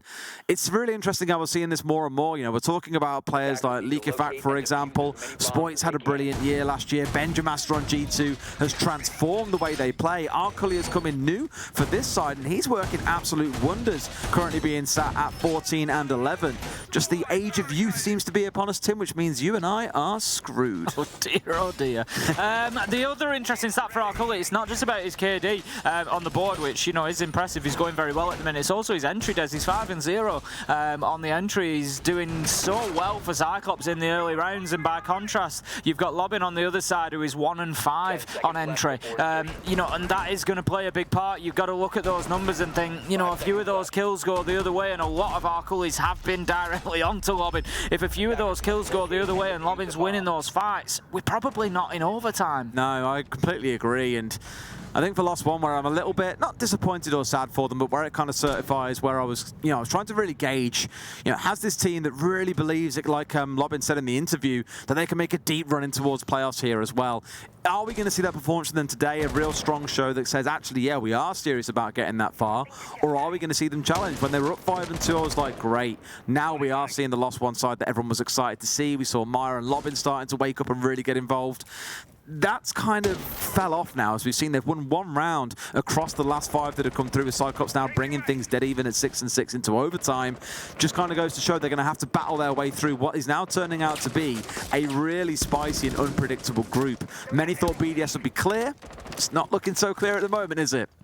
Lost One have decided to go back and defend Armory and Throne. No surprise, we saw them defend it twice, we saw them win it twice. So CYCLOPS going to have to do something that they haven't been able to achieve so far, which is get a win on to this site if they want to give themselves the advantage in overtime. Lost One, again, spread out all over the map. We've got one at top arcade, one top yellow, one in break room. They're sort of all over the place, mostly on the top floor at the minute, and that's what CYCLOPS are going to have to play into. Dash is not over-peaking this. He doesn't want to over-challenge it, but with Black Ray coming into Kafe, it could get a little bit dangerous for him on those arcade stairs, and rightly so. He dips himself away, he sees the man, but just can't react quick enough. Irongates are going to take a little bit of damage there. They know exactly where Dash is positioned now. What a beautiful shot around the barrels. Oh, our Cully is lurking though. Does he know about this? Now he definitely knows as well, so he's got himself in a risk of danger because he knows full well that Dash is going to be trying to fire back as soon as he gets an opportunity. The problem being that Dash is very much like penned in here. He can't really get any support as CYCLOPS are all over this room like ants over trash. They're looking to see what they can pick up, but Lobin finds Arcully. That's another big kill, the kind of player that you do want to be removing from this CYCLOPS lineup, and suddenly fortunes are turning in the favor of Lost One. Lobin getting mobile, but it's not going to matter. He's been pinged out. Black Ray knows exactly where he is. He's chasing him down. Can he get there quickly enough? Sounded like a prox alarm maybe going off there just as he went through. Just going to be giving his position away, so Lobin's going to know that the push is coming, and looks like he might have just saved himself enough time here. He is still stuck in a lab for the time being and moves around beautiful. I think Black Ray just assumed that maybe he'd pushed away and gone back towards side. Not the case. A third for Lobin. Surely no. Finishes the round with a pistol kill. He's out of his chair, and Lost One, they're feeling confident in overtime. You know what? I can really see a character building in Lobin already. From the interview, from some of the reactions we've seen after these rounds, I would love to see him in an interview after a game they've won. It'll be such a barrel of laughs. But again, a brilliant round coming out for Lost One. Lots of work being done in barrels as well, just burning through the clock, getting the kill, drawing more attention on towards himself. That puts Lost One ahead at 7-6, and CYCLOPS have got to work some magic here in an Armory and Throne defense. The only site that it feels has had any semblance of normality on what has been a crazy theme park ride. Really has. At this point, we go then downstairs to Armory and Throne. CYCLOPS, if we look by contrast, you know, they defended this a couple of times and didn't have any joy with it. Lost One were able to win round 3, round 5, both attempts at the defense here. So, you know, there are sites, they won both of the top floor sites. Those were the 2 defenses that they picked up. So it's certainly a roll of the dice for CYCLOPS here. I'm sure that they'll view it that, you know, this isn't their map. It's not necessarily where they expect the win to come from. But still, I'm not sure that they're giving themselves the best opportunity to get this one done. Just make you think about what's coming for Kafe as well. We know that CYCLOPS have loved some crazy plays on that map. Jump outs galore, getting a little bit chaotic, hyper aggressive on a map that normally orders you to play according to a checklist, dare I say. It has to work in certain ways, but CYCLOPS, as we always know, like to break the order of things and try something a little bit different. Before we get there, though, we'll see how this round plays out. As expected, you are going to see a couple roaming up on the top floor, a couple playing down on site itself, one out towards Dragon. So a good spread from CYCLOPS so far. Just don't want to see them making the same mistakes that Lost One made of getting themselves pulled into too many 1v1s that doesn't give them any real advantage. CYCLOPS well established up on the top floor. Just much the same as Lost One have been defending this site. Lost One starting from the roof. They'll open the hatches. They'll send the drones in. We've seen this from them a few times now. But hopefully for Lost One, they can keep that speed up. They can keep that early round momentum that they managed to find towards the back end. And that is exactly what I was talking about, Lobbin. What a time to turn around your entry stats. Gets himself a starter. But BlackRay able to find Dash, leaving us 4 versus 4 after these initial head-to-head meetings. Do you think Lobbin's been listening to us talk about this whole entry thing, where he's been down, destroyed by our Cully?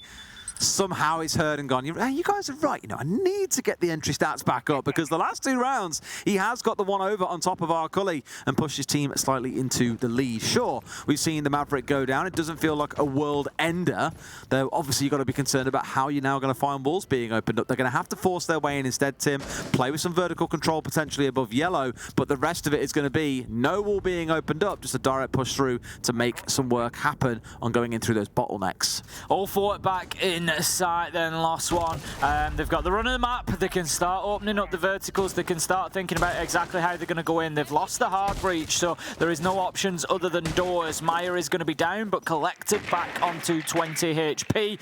But yeah, as you pick up, the funneling is going to be a real problem. BlackRay is just going to get himself locked in behind that furnace, and I think that's probably where he'll play the rest of the round from, because I would expect at this point CYCLOPS are going to have a good idea that they are not going to be dealing with any breaches, and that they've just got those 2 single doors to keep an eye on. For all I said about Maverick not being the end of the world, actually it kind of is, and probably to me says we are going to round 15, because CYCLOPS, to give it to them as well, are showing the right composure, all dialed back onto site and just said, hey, they can't open walls anymore, we killed Maverick, let's just go and sit on site and let them have to come to us. So that has completely changed how this round is going to play out here. Sure, there's a smoke coming in, but they're going to have to keep a barricade going down as well. They've got Yokai ready and waiting, and Irrigator, despite being flash, manages to find out dots. Smart play from Irrigator there, just creating the opportunity, but timed well with the smoke, because it just prevented them pushing forward and getting in. Manages to get a second Suzuki in the action as well. A triple in the end for Irrigator, and that's going to be CYCLOPS taking us all the way to 15. I love the excitement in that team. It's embarrassing. They just look like they're having fun. Both teams do. Lost One have been quite vocal when they've won around. The Japanese guys have been smiling and having a laugh as well. It's all good stuff to see. But it does bring us all the way up to round 15, Tim. Oh, you didn't say the line. I did. Did you? Of course I did. And I wasn't emphatic enough, as I'm not excited. Very emphatic. You just don't. Can you do it again? You just don't listen to me. We're going all the way to 15, Des. Thank you. That's all I wanted to hear. Actually listening this time as well and paying attention to what you're saying. Oh, at least you can enjoy it. Absolutely. Cool. So it looks like we might start out with some crazy picks coming in. I don't know if they'll get locked. We'll wait until we get to the end of this pick phase to see if those do stay in place. But Lab and Storage is that site again that gets picked up here, Tim, the one that's a little bit quirky. I was wondering about this in the last round. I was like, okay, they've gone through the primary site, the one that feels a little more comfortable, and now stepping across in towards Lab and Storage. I wouldn't say it really played out last time like an air quotes normal defense of this site. If you remember, they were playing spread across the entirety of the map. There were a lot of 1v1s being taken, and my main criticism of Lost One back then was stop taking these 1v1s all around the map going into attacker guns, because they'll just peel you apart and slice you up like an onion. So hopefully here, Lost One a bit more composed, play off those trades. That could be the key to winning this. Otherwise, CYCLOPS, they walk away with a win on the pick that is not their map. It's interesting, a lot of rounds have actually gone in favour of, somebody just going big on a team. We've had 7 rounds out of 14, so in half of these rounds, there's been a 3K or more for one of the players. And generally, the team that are winning the round. So it's just showing that it's really coming down to those big individual efforts, those hero players, just coming in, as Irrigator did in that last round, and just picking up kill after kill after kill. It's interesting to keep an eye on and see if anybody is able to do that here in the last round, but we do tend to see teams in the 15th round just play that little bit more tentatively, because as much as everybody wants to win it, nobody wants to lose it. Absolutely not. Reminding you all again that if you win 2-0 in a series, you get 4 points. Win 2-1, you get 3. You lose 2-1, you get 1 point. You lose 0 at 2. you get absolutely zilch, nothing on the record. So either side really here knowing that at least this map guarantees them something. Lost one, looking to start off a big bang. CYCLOPS to continue it after their victory against BDS yesterday. This does mean more than maybe you think you might know. Lobin finds one, instantly traded back out, though again, maybe not the strongest start that he was looking for, but has warmed into it as it's gone along, as Dash is there ready for a trade. Rise into a second, there's only 2 left. Black Rain and Anderton, 2 of the OGs, have got it all to do against 4 members, and they already bring down 1. 3 versus 2 now. Lost one looking good at this point in time. Lots of work for CYCLOPS to do. Black Ray is going to start pushing across that top floor, but you know, ultimately that's not where the site is. The more time that is taken up with CYCLOPS looking around on the top floor for those defenders, and the fact that they've got a man advantage gives them the opportunity to leave at least 1 player up there to play on the flank. I think that's what's happening actually. Yes, there's somebody over in initiation for Lost One, so that's something CYCLOPS have got to be super aware of. Lost One have got the freedom now to play a couple back towards site and then to collapse on in them. There you go. Dots manages to find one inside. He gets Black Ray and it's all up to Anaton. 1 versus 3. He's got time on his side, but it's certainly not going to be easy. I mean, if you want any player in this kind of situation, it's going to be Anaton, but pushing into this single window, I spoke about the bottlenecks, the awkwardness of trying to attack this site, and you're going to see it really start singing through. We've got a C4 in the back pocket of Rise as well. He looks ready and equipped for this. No Candelas, no smokes are going to transform what looks to be the likely outcome, which should be a win going the way of Lost One. Anaton really needed to get that kill. That was his opportunity. He's going to be going in through the window. He's still 1 versus 3. There was a real chance with Diffuser in hand that he could get onto site, you know, and kill people as they came back. But no, he's going to have to play with that sound cue. Just try and bait them into an attack. But it doesn't work in his favour. Dots picks up the final kill, and that is going to be an absolute war, a battle on Theme Park, ultimately going to Lost One. Was a real battle, Tim, exactly that. We said coming in that there's a fair chance coming up against CYCLOPS. You are going to have your mettle tested. They're a team that no one wants to play when it comes to being at big events like this because they can be so unpredictable. Arcoli putting out a massive show for himself. Lobin, a bit of a slow start, but really built his way into it as well. They take that 8-7, but now they have to go and win against CYCLOPS in their castle on Kafe. It's interesting to see, you know, we picked up particularly on the entry stats for Lobin and Arcoli, you know, at the point where we were coming up to round 12, it was 1-5 for Lobin, it was 5-0 for Arcoli, and it was really keeping CYCLOPS in it. And then the difference maker is Lobin picking up those 3 entry kills in overtime. Absolutely. Well, we'll go and grab a quick coffee. When we come back, Kafe awaits. We'll see you in just a few.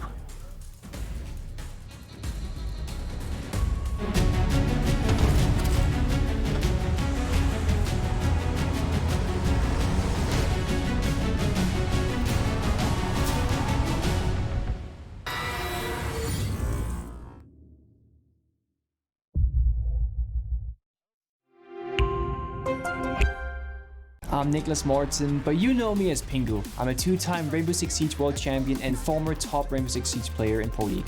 Welcome to my Siege Ranked Bootcamp. We're talking 20 seconds left on the clock, you got the diffuser in hand, what do?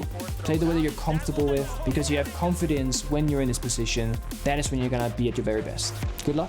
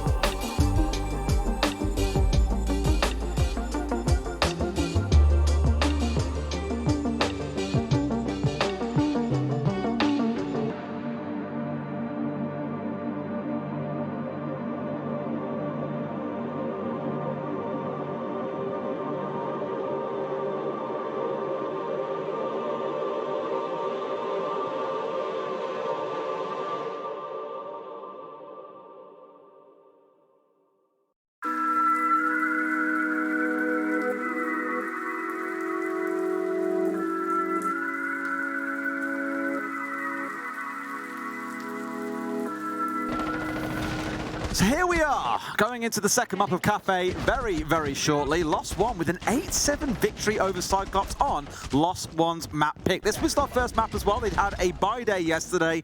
And to be fair, Tim, I think they had a real rude welcome to SI. Not at all surprising from a team like CYCLOPS. No, I think CYCLOPS were, probably proving a bit of a surprise package to them there. After the win against BDS, I'm sure that Lost One came in here sort of half expecting, this isn't going to necessarily be easy. But CYCLOPS making life very, very difficult for them right from the off. Lost One, I think, will probably feel like there were opportunities there to close that out before it got to overtime. But ultimately, you just never can tell against CYCLOPS exactly what they're going to bring. Shout out as well to the B-Stream chat. I know you guys are having a lot of fun. B-Stream, I think, is almost one of the places to be during the Six Invitational. It's where the diehards go. It's where there's a lot of fun to be had. It's the place to be, Stream. You can do Lost One jokes the whole time. I'm at one B-Stream pun and you're sighing at me. Ridiculous. You sighed at me the whole time as well for my jokes too, so don't give me any of this. But now, shout out to the Kaggers and Shaggers. You guys are in it to win it. I love it. Here are some of the scores coming out of that first game, though. 16-6 for Rise. I know we were speaking a lot about Maya and Lobin up in the front line, but it turns out the backline players can also do a lot of work, Tim. Yeah, absolutely. The numbers across the board there, you can see, when your Maya and Dots are the minimum on 9 kills, everybody has chipped in to that win. But you could say, almost pretty much the same for CYCLOPS there. And I think that's why it was such a good game. It was everybody getting involved, everybody weighing in for the team, and doing everything they could. It just goes to show a 93% cost up at the top as well. Fantastic stuff from Lost One. Enjoying your tea there? We're going into I know that it's coffee. But the only thing I haven't got is cake. You don't deserve cake. You can't have your cake and eat it, sadly. But I can have coffee and drink it, I guess. Kafe is that next one going into it, right? We said already that is the map pick coming out for CYCLOPS. When I think of CYCLOPS on Kafe, I just think of the craziness that we've seen cast in APAC North over the years. It has been anything but sensible. It's sheer madness. It's chaos. It's what I love about Siege. Absolutely. I think, yes, the fact that it was CYCLOPS' map pick. The thing is, you don't have to think too far back to think of some memorable performances from CYCLOPS on Kafe as well. There's been some big ones. Back to the Mexico Major, again, looking a little bit further back, there was a couple of upsets there from CYCLOPS against teams that were doing particularly well at the time. So I think, we need to expect that this could go to 3. I'm fascinated to see just how Lost One do here, thinking about how they defended, particularly on Theme Park. Very spread out, very individualistic defences. I think that could be tough here on Kafe. Again, it's another big map, and spread yourself too thin at your own peril. It's a big map, but it's boxy, which I think actually makes it a little bit easier to navigate through, to be honest. It doesn't stop, of course, Lost One taking away Monty from CYCLOPS. For those of you curious about, we already spoke about why it's banned away so much, but a little bit of an extra fun fact for you about Monty. It drew like a 33% ban rate in the Japanese league purely because of what Anaton used to do with that operator. Every opponent of theirs would ban Monty away. Other teams started playing Monty, so it would also get banned away there. He really started a ripple effect in the Japanese league and across the APAC region, because we had teams like Giants that used to play it all the time as well. I think back to the boys on IG now, previously on IG now, I think about it as well. They've moved on from there too. But there were a lot of Shield players in APAC North back when it used to be one whole combined region. But bans are done and dusted. In we go to round number 1 with CYCLOPS starting on the attack. Looks like we're going to be heading straight up to the top floor for Lost One, which may resolve some of my concerns about the sort of spreading too thin on the defence.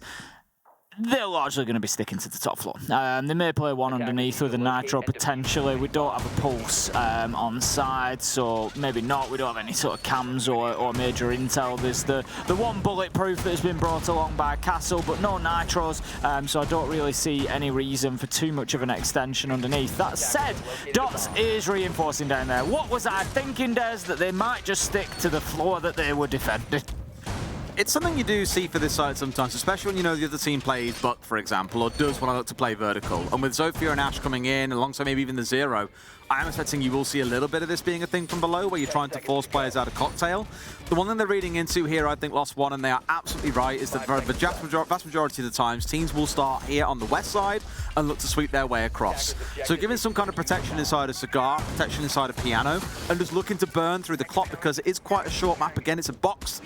You want to waste as much time as you can. So they want to slow Cyclops down. They want to try and at least prevent them from doing a lot of work below. They want to try and hold them off towards the west before the actual site itself becomes part of the conversation.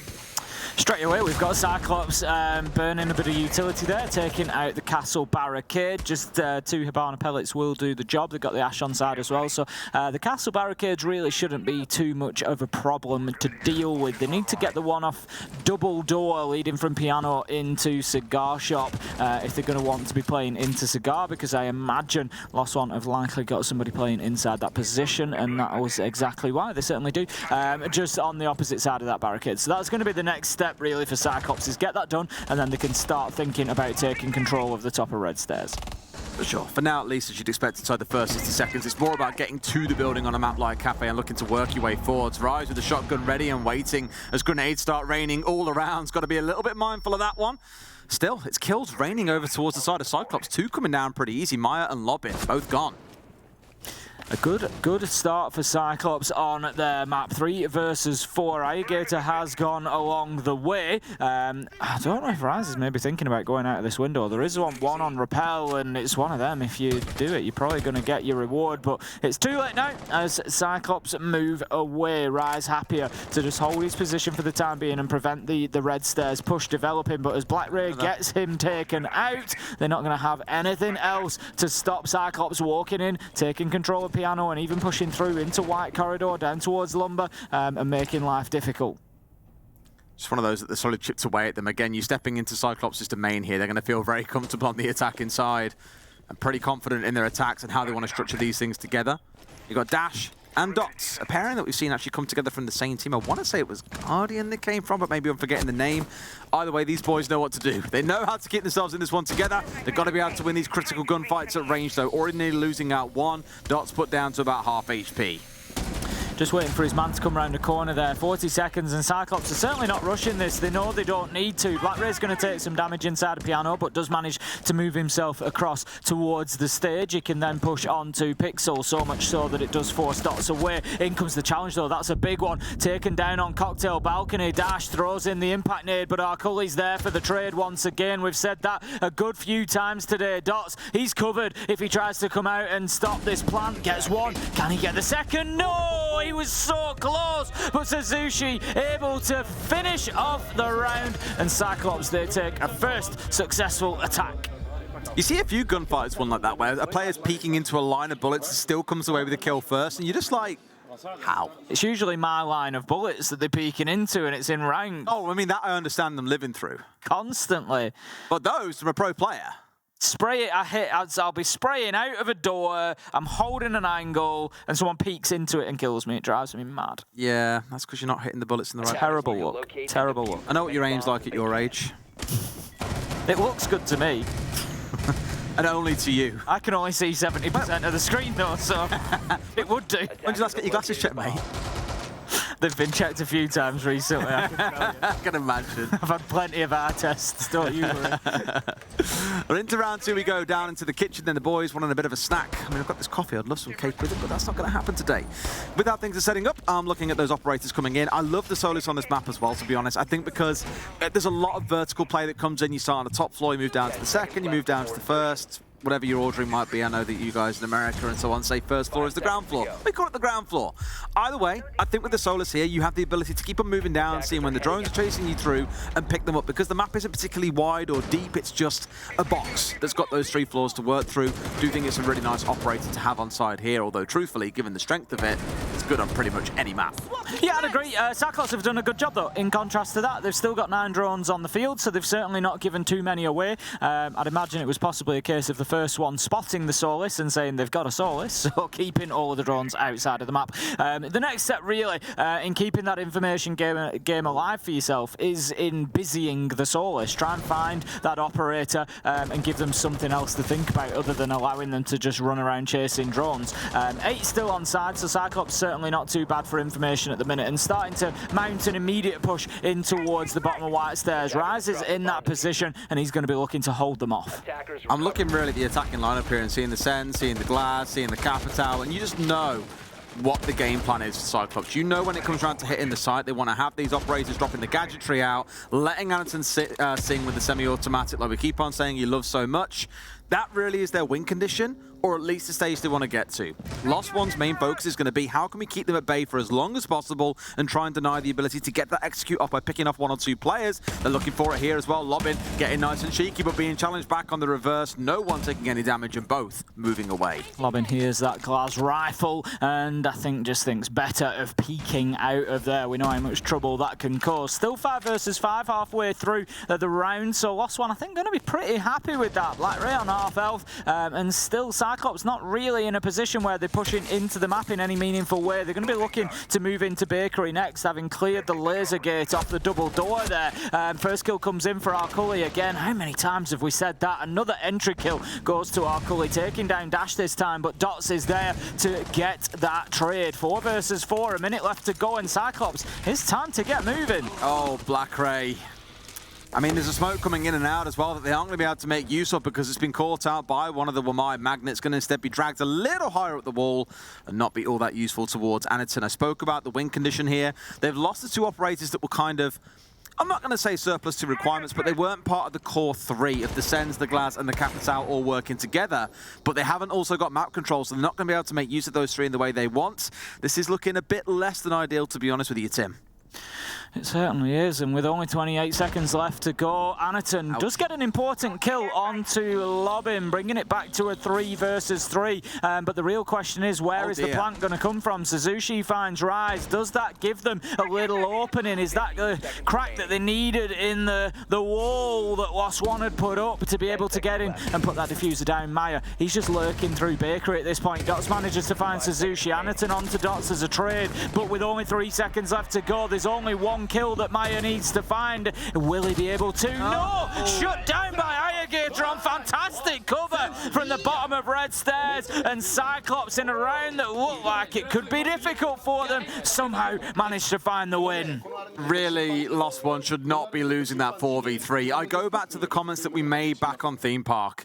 Looking for these 1v1s is not the way that you're going to beat CYCLOPS, not when they're on the attacking side, and not when Anderton has got a gun that's going to kill you in 1 or 2 shots.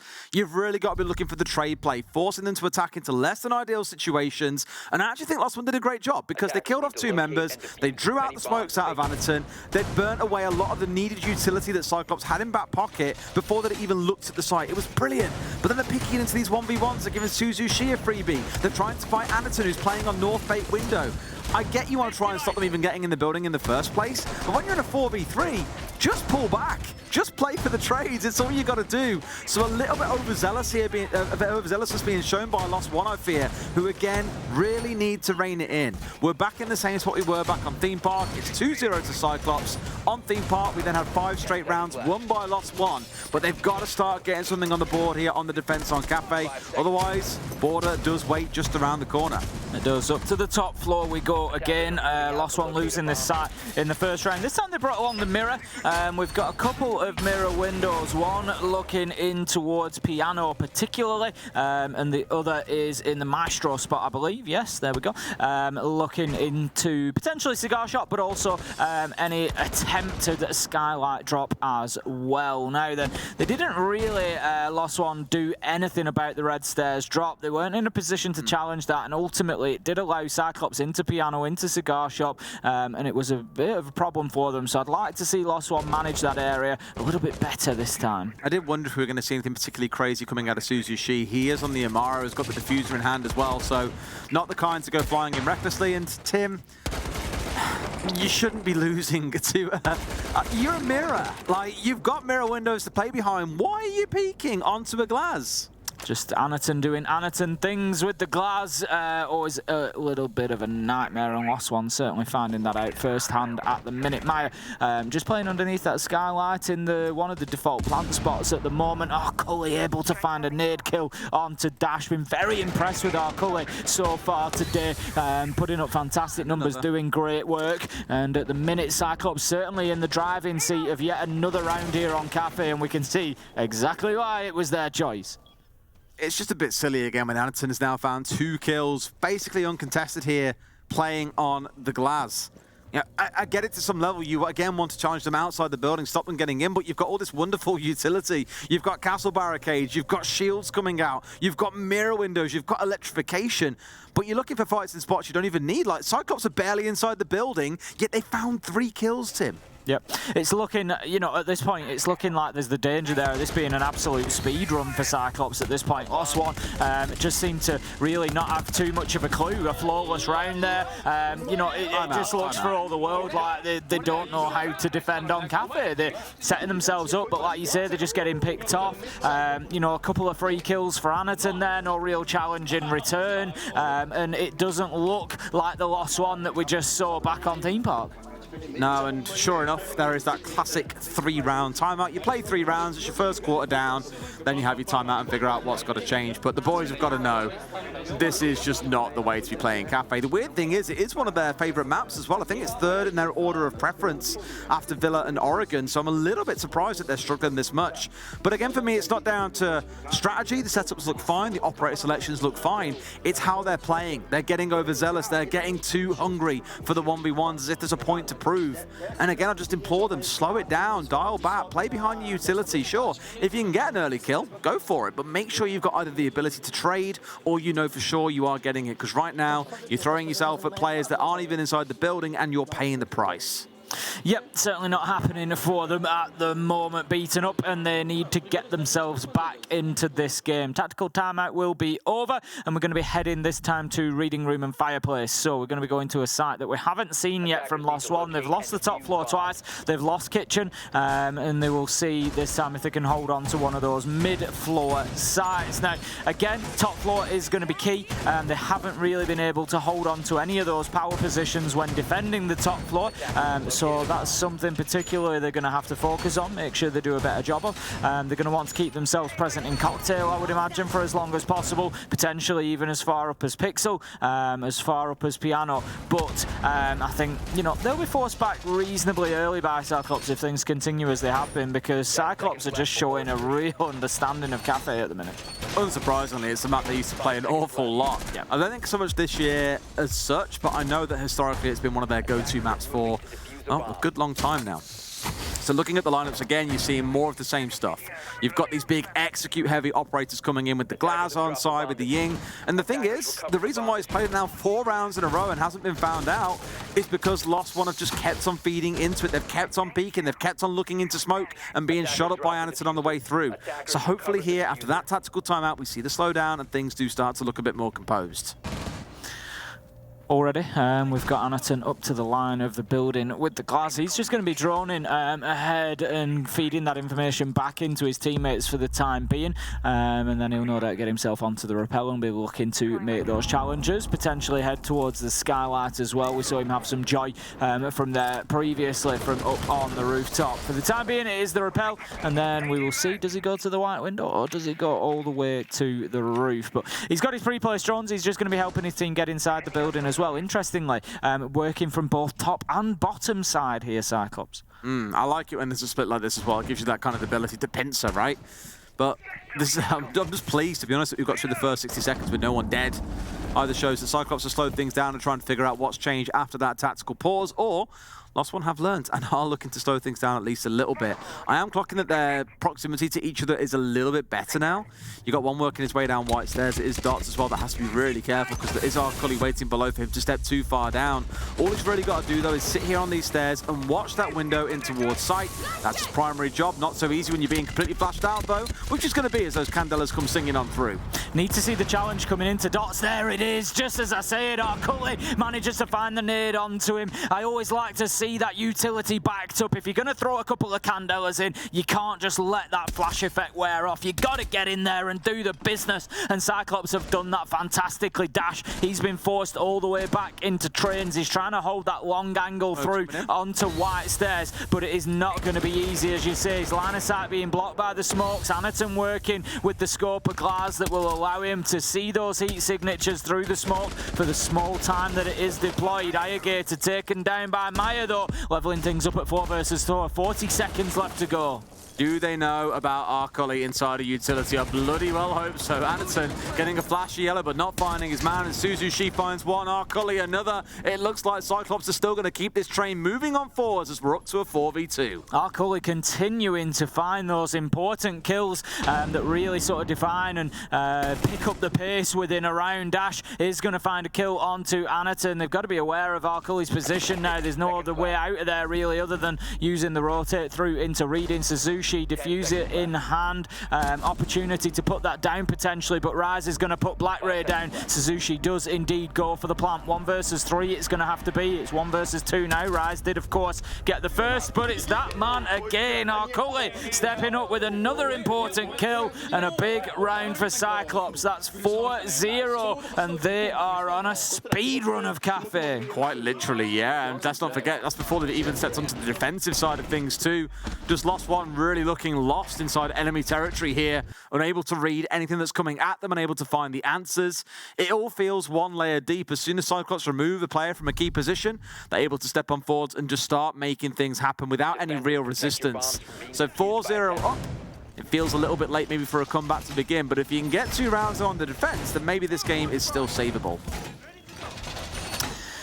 Back down to the bottom floor we go then.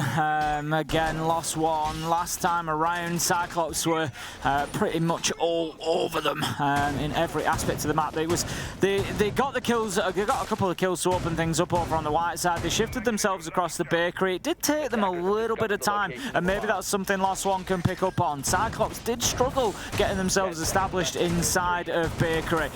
You know, so if that push does come, Lost One can take some confidence at least. They can hold them off for a time at least. Shield deployed inside of VIP, so we'll expect to see somebody from Lost One over that side as well. But again, you know, need to be careful they don't spread themselves too thin. Holding on to VIP side, holding on to bakery side with the rotation through.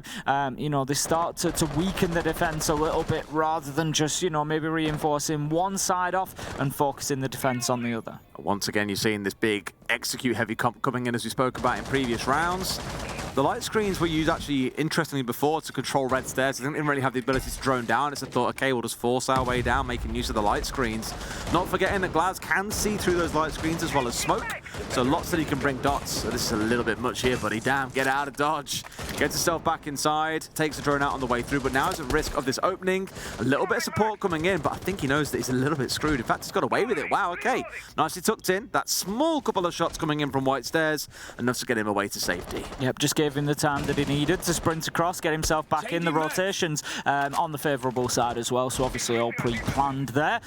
Dots back into sight. Lobin just moving around bar, has taken a little bit of damage. We can hear the Capitao as well with those asphyxiation arrows, the smoke arrows all coming in, but it is the Warden that they're up against, and that could be a little bit of a problem. It does negate the advantage of the Glaz, and obviously that's why Lobin has brought that operator along, but still not really able to make too much of an impact with it. I mean, he's 0-4 at this point as well, so you are seeing him struggle to get on the board. I say it as Ayagator gets taken down. That's the sense offline, one of those key 3 operators removed. It's like multiple stages of a boss fight in pretty much any other video game, it feels like. You've still got 2 more pieces to take down, though. Suzushi and Anaton need to fall. This is going well for Lost One so far. You know, out of all the sites, it's probably the closest that they've been to successfully defending one. Lobin going to manage to find an explosive kill onto Anaton, and the Glaz has been an absolute nightmare for them so far. So that is a really good kill there. It puts the diffuser down on the ground as well, so somebody's going to have to go and retrieve that. And with 50 seconds left to go, the time is starting to tick away for CYCLOPS. I mean, really, they're taking away the bite behind the bark here as well with Anaton off the board. As we've said a couple of times, he's been a nightmare on this Glaz. Him being offline and leaving just 3 here looks good. But what I was going to say I was worried about, as long as it's 5v3 is the potential for Lost One to throw it away. They lose one, but they get another down to the last, and finally, Lost One are on the board. If Lost One can get round 6 here and a second defense, honestly, they've really got away with it at that point. You know, to come away 4-2 will be an absolute steal, because CYCLOPS have looked, you know, good for a 6-0, to be honest, let alone a 5-1. So if Lost One can come away 4-2, get themselves onto the attack of Kafe, they might just think that they've done okay, but they are going to have to hold on to the top floor. They've lost it twice so far. I'd like to see, you know, them not overcommit like the mirror. You picked up on it last time. You know, you've got that utility to use it. Don't be peeking and giving the opportunity to the glass. You know, you're bright yellow in Anaton's scope. It's not difficult for him to see you pop your head out of there, and he's going to hit them shots. That's absolutely the concern for me. That'll be the big thing that I'm looking for in this round, is that change in play style that punished them so much previously. Remembering that barely any of CYCLOPS were inside the building. We had 4 players still on the roof when they found 3 kills. That's going to be the big change. You've still got that castle on side. You've got the ability to catch nades with the Wamai as well. Everything is lining up well for Lost One in terms of the composition. Interestingly, that last round there that was picked up by Lost One was their first entry kill as well. Dash picking it up. All the others have gone in the direction of CYCLOPS so far. So again, something maybe that Lost One can take away from that. If they can have a stronger start, if they can get the kills to begin with, then maybe they get a little bit more joy as the round progresses. Now, I like what I'm seeing here. Man down in kitchen, just again trying to make it difficult, trying to spread themselves out. But they need to be careful they don't overcommit. Arkle is going to find Dash, and that was the player I was talking about. So whilst, yes, you know, it can be good to spread yourself out, I've said it a few times about Lost One, CYCLOPS have been dealing with it really well, isolating players and finding kills. And again, Lost One now on the back foot. Not only that, Dots is low health as well, and it's a site they haven't successfully held so far. You're trying to cheese the cheese makers, basically, Tim. Like, you're never going to surprise them, and admittedly I thought maybe CYCLOPS might do that in round 1 of Theme Park against Lost One, but even they had a read on it. I'm just a bit concerned that they keep on looking for these early fights. It could be down to 5v3 already here.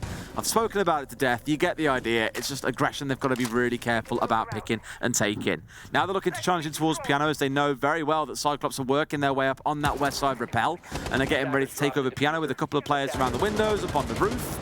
Again, I'll come to that point. No one is inside the building for CYCLOPS, but they've almost got 2 kills. Great example of the difficulty of playing the washroom mirror as well. It can be taken out pretty easily. Ooh, the hatch drop comes in. I think Black Ray's aware of that, though. He's going to give chase to Rise, who's gone underneath now.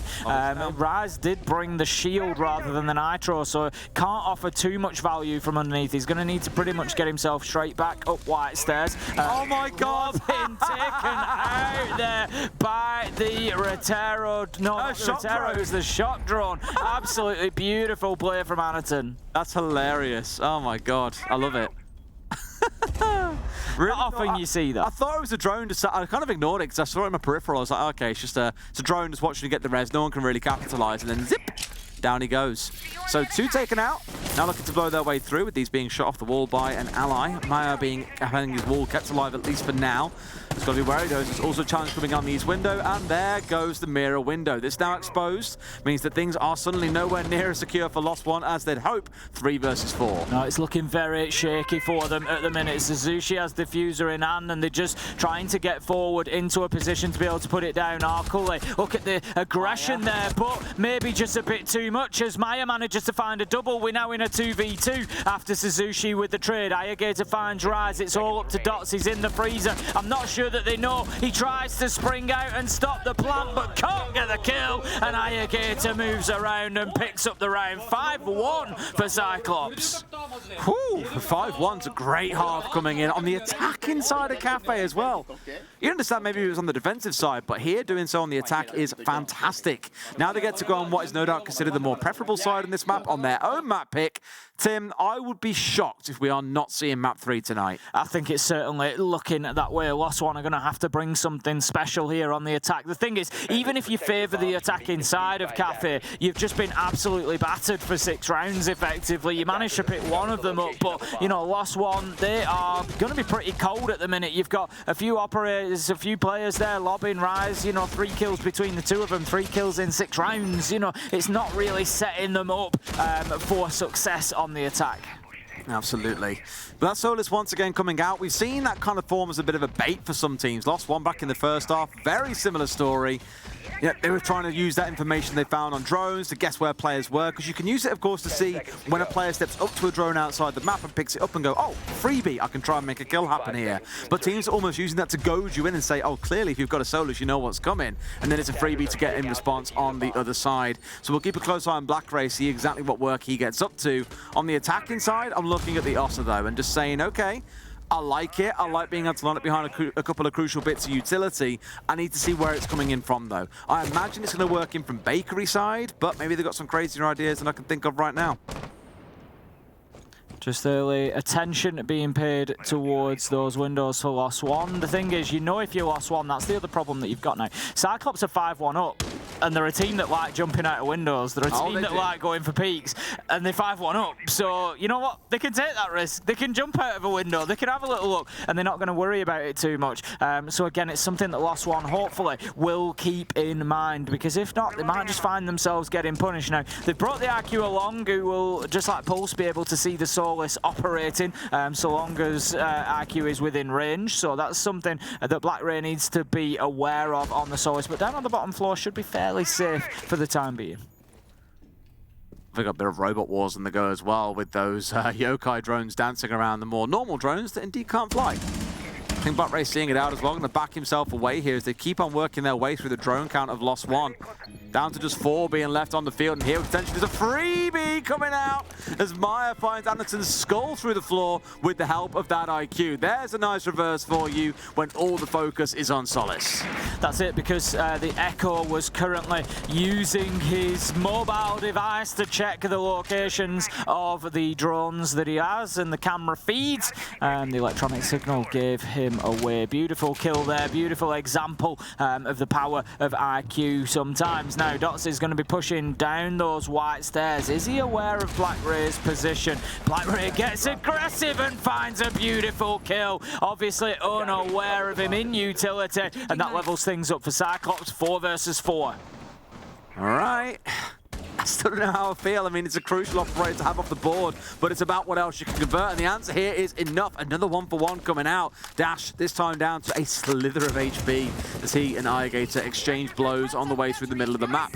Into a 3v3, as I always say, though, it starts to disadvantage the attackers. They're the ones lacking some of the critical utility to pull off and execute. They've got the IQ on side, the Nomad, plus the Buck. Not really a go-to execution-based operators, Tim.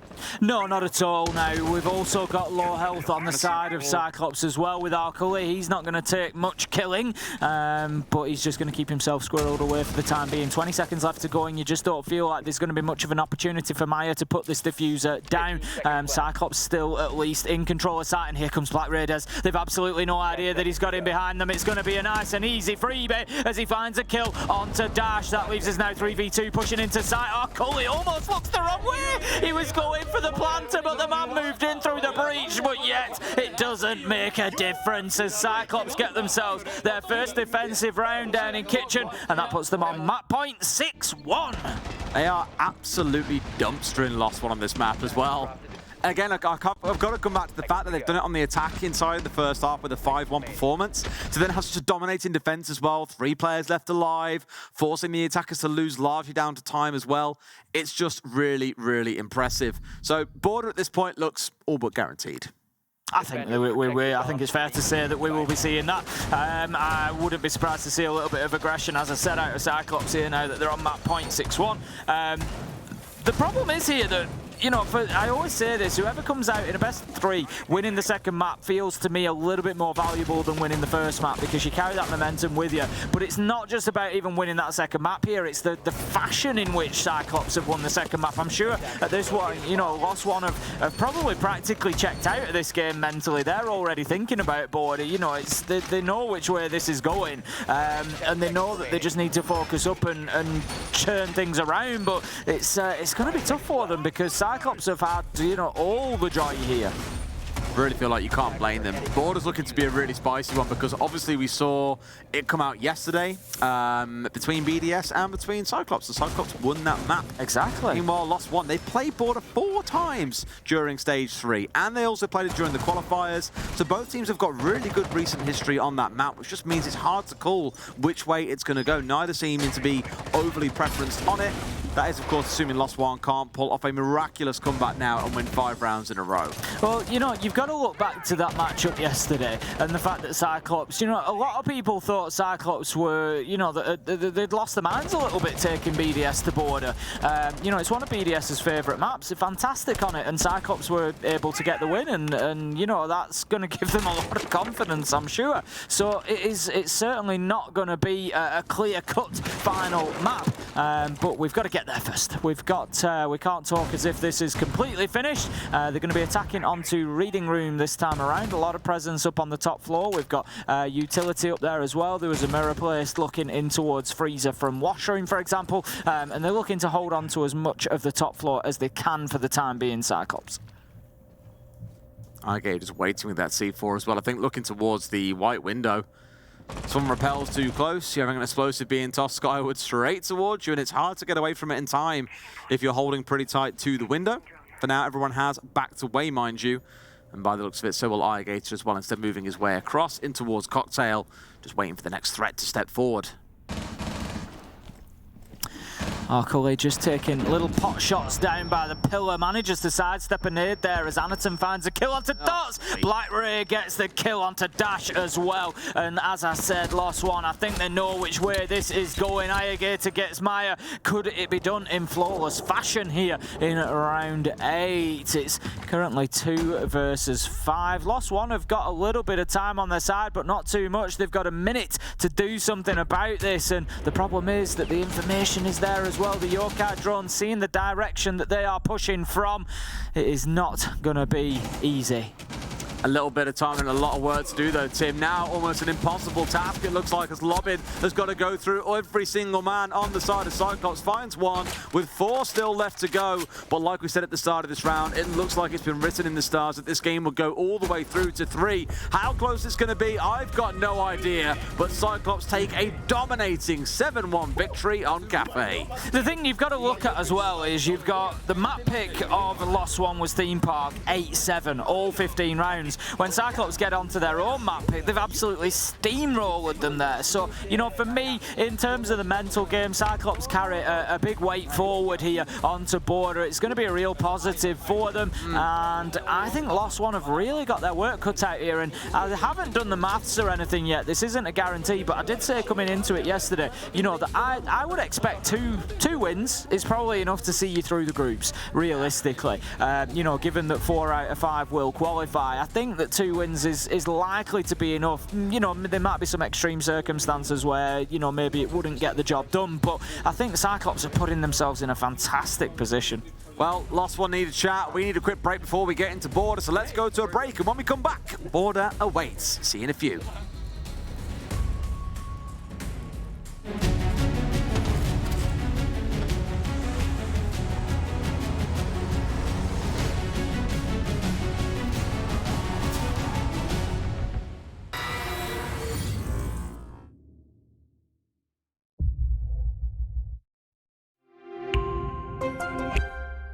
I'm Nicholas Mortensen, but you know me as Pingu. I'm a 2-time Rainbow Six Siege World Champion and former top Rainbow Six Siege player in Pro League. Welcome to my Siege Ranked Bootcamp. We're talking 20 seconds left on the clock, you got the diffuser in hand, what do?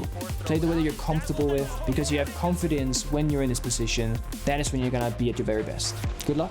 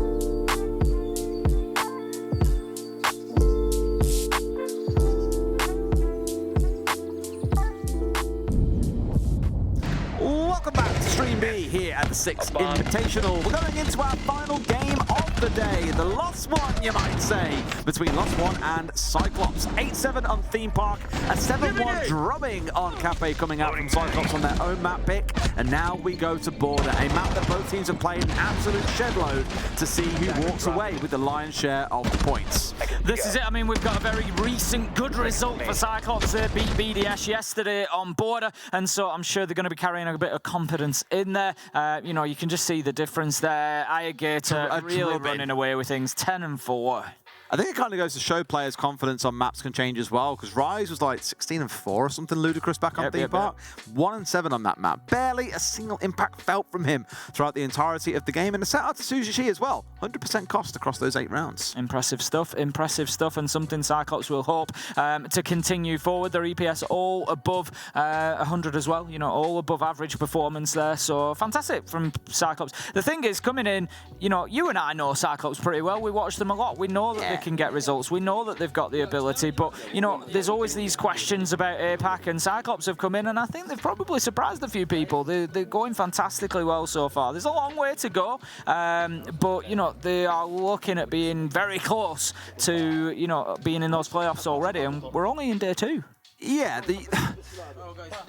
being realistic with a little dose of reality here, I think they came up against a very clearly weak BDS yesterday, who even with Shaika going 19-6 odd or something stupid in Oregon, would still lose the game.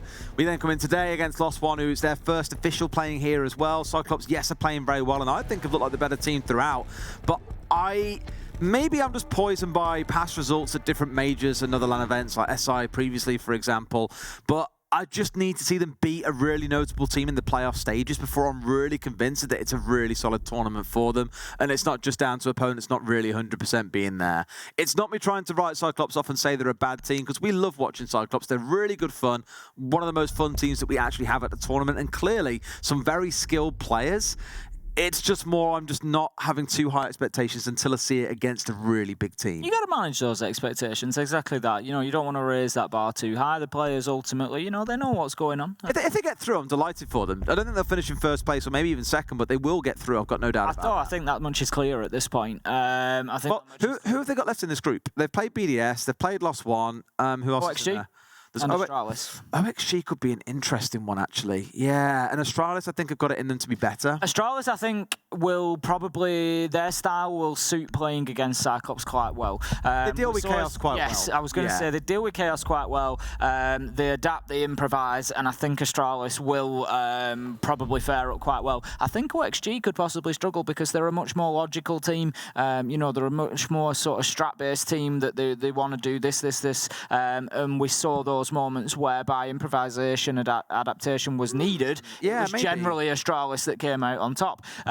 So yeah, I think that out of the two North American teams, I think, and I could be completely wrong, time will tell, but I think Cyclops will fare better against OXG than Oxygen definitely have more of a structure where Foxay normally is sort of the intel gatherer for the team, and you look on the other side of things, it's Nuas is the one that I'd be really excited to see how he fares against players like our Cully. That entry battle is going to be insane to watch between those two teams. 100%. Really look forward to seeing that game get underway. But for now, we are focused pretty much on this game in front of us. Border rolling out for these two teams. The bans, the ones that I really took note of was the Warden being taken away, but no Ying ban. I think we're going to see a lot of Ying throughout this for the attackers as the game rolls on. Maybe not here in this first round, but for sites normally involving upstairs like the Armory and the Archives one, we've seen teams in America, make for NA more specifically, put a lot of focus onto dumping in a bunch of utility, smoking it out, getting Candelas in, and going for a plant. Really, your go-to is going to be the Warden to help stop that. That not being available is going to make sure that things like Ying really sting. Interesting play there with the barbed wire onto the balcony. You may be looking at that and wondering exactly why that's been done. Black Ray's going to pick up Dash with a nice peek there to begin things, and what a way for Cyclops to start. But back to my point about the barbed wire there, they may not have noticed, but the armory wall has been half opened up. Thank you very much, Sayano. There you go. So they've got a bit of a peek out onto the balcony there, and all they need to do is play off the sound of that barbed wire if they think that they are pushing onto them, and they can potentially just play in there and take them out on the balcony. But it doesn't look like Cyclops are going to be heading in that direction anytime too soon. You know what? I really feel for Sayano. This is going to be horrible because the number of kills that we've already seen here before anything has really started has flown, as 3 kills have gone across. Border's one of those maps where everything opens up at range as well. It's going to be impossible to catch all the kills that will be going back and forth between these two teams. It's going to be chaotic. It's going to be frantic. You're really going to see it kind of settle in the mid-round, I think, once all the dust is settled. Because for Cyclops, they really want to get in behind this Ossa, and by the looks of it, they want to make an Archives plant work in their favor. For that, I would like to see below control, but knowing there are no C4s on side, maybe they've got nothing to worry about and they can just go for it. Exactly. I mean, they're not playing into too much of the Lost One setup. You know, a lot of it was a presence in CCTV. It was the barbed wire on the, the armory balcony there. It was the hole in the wall. They're not really playing into that too much. They need to clear out the laser gates here, and then they can start thinking about going in. I don't think Lost One have got anybody underneath. No, they don't. So they're not necessarily in a position. You just need to push a little bit further, Suzuki. I was a bit worried there. I thought he was going to put the shield on the door, which would have been a problem. That's it. But no, he's going to be able to get that diffuser down now. The cover is there. Beautiful from Ayagator. Go again. Have another go. Suzushi's going to be taken down, but it doesn't really matter because the diffuser is in place. Oh, hang on a minute. What? This is a beautiful long arm coming in potentially, but no. There we go. Ayagator, quick thinking enough to get himself forward and close that out. And not a bad round. You've got to be ready for that Lost One. I'm a little bit concerned straight away for Lost One there, playing on Border. You've got to be prepped for a potential Archives push and plant, and I just don't feel like they were at all. No, it's a classic as well, because you only really need, 2, maybe 3 players to pull that off. Yeah. 1 to sit on the north side window, 1 to sit out on balcony, and 1 to actually put the plant down. The rest are kind of, surplus to requirements. If you want to throw someone in through sandwich or to pressure west wall or main stairs, that's also great, but it's not necessary to make this happen. The key thing there was that when Dots went down, he had an impact still in back pocket. That was the main way for them to deal with the shield coming out from the Ossa. So they paid the price there by losing too many members early on, and the theme consistently for Lost One throughout the series about being far too aggressive and looking for those 1v1s has once again bitten them in the backside. They really need to be calming things down a little bit. Also, wasn't aware that you could long arm defuse through an Ossa shield, but today I learned. That's it. He was just down the side of it, I think.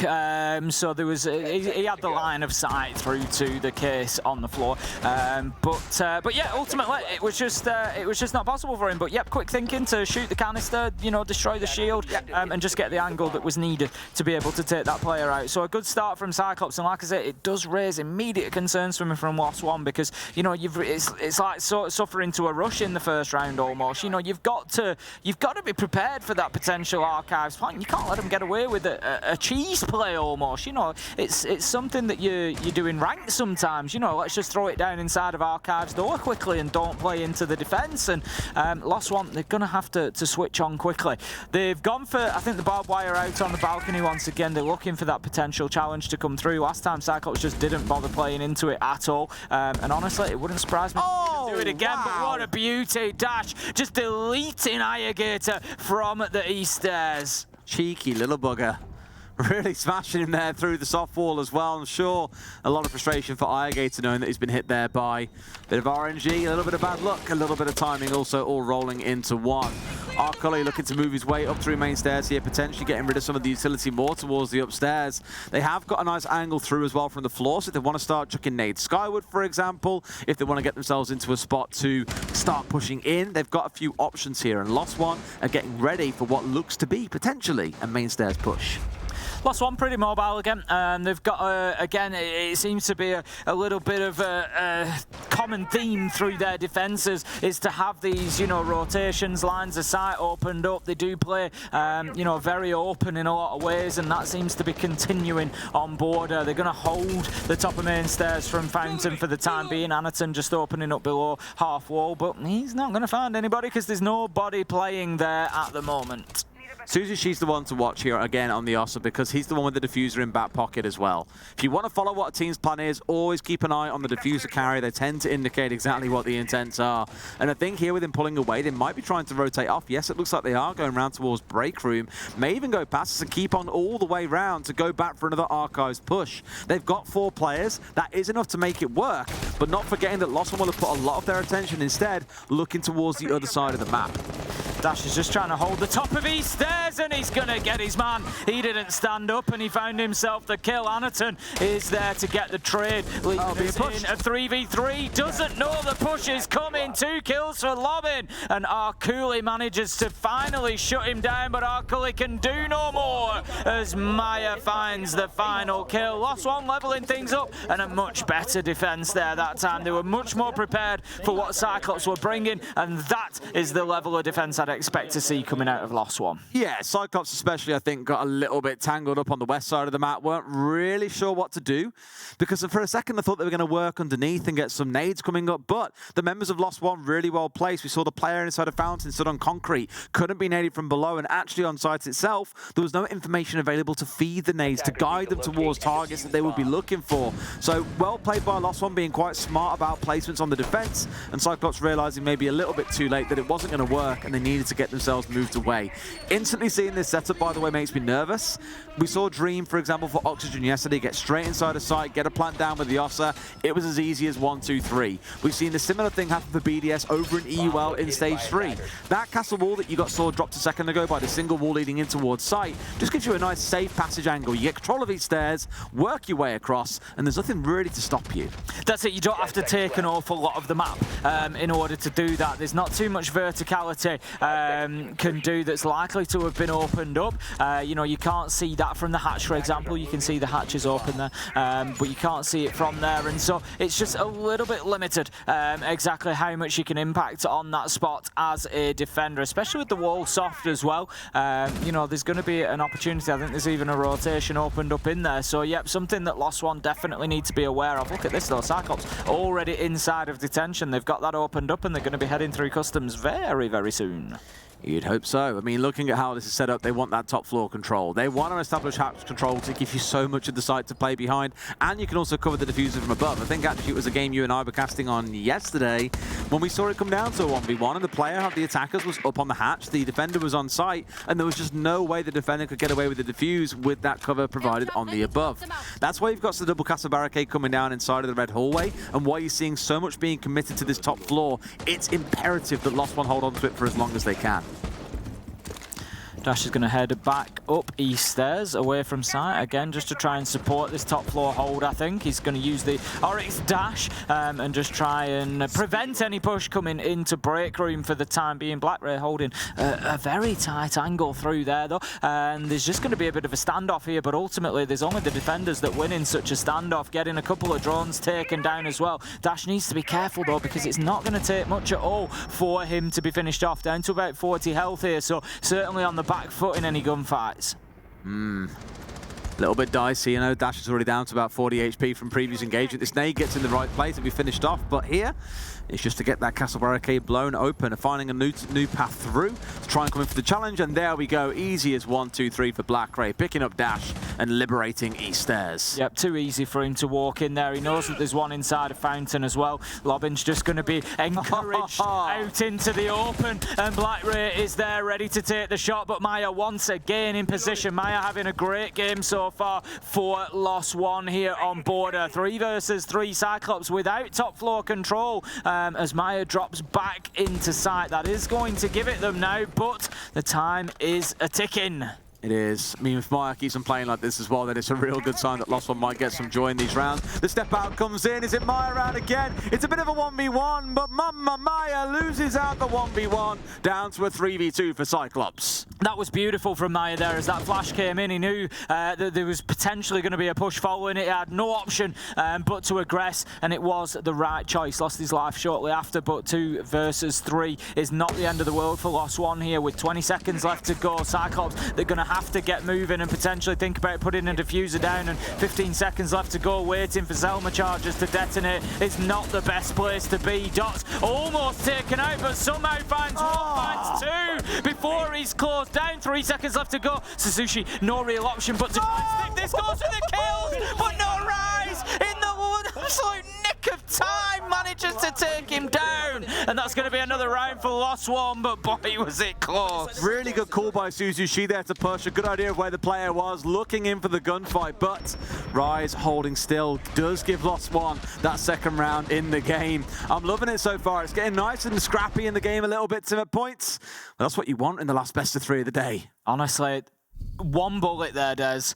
One bullet as Suzushi comes around that corner. If one bullet touches the head of Rise, that's it. The round is done, and somehow he's turned it over and got the win. But unfortunately, Cyclops just leaving things a little bit too late. Got that feeling in the last 20-30 seconds when, you know, you've 15 seconds left and you're opening up with Selma charges. That's last gasp at that point. And Lost One ultimately able to take the defense. Now, you know, generally speaking on Border, we might expect to see the attackers, you know, fare reasonably well. As long as you can get yourself inside of the map, that's the big challenge. The defense usually comes around trying to prevent the attackers even getting into the map. Once you're in there, you've got a reasonable chance of winning the round. So Cyclops really could do with another couple on the board, if at all possible.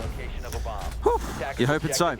Let's see what they can make do with the terror that has really tormented the side of Lost One throughout this series.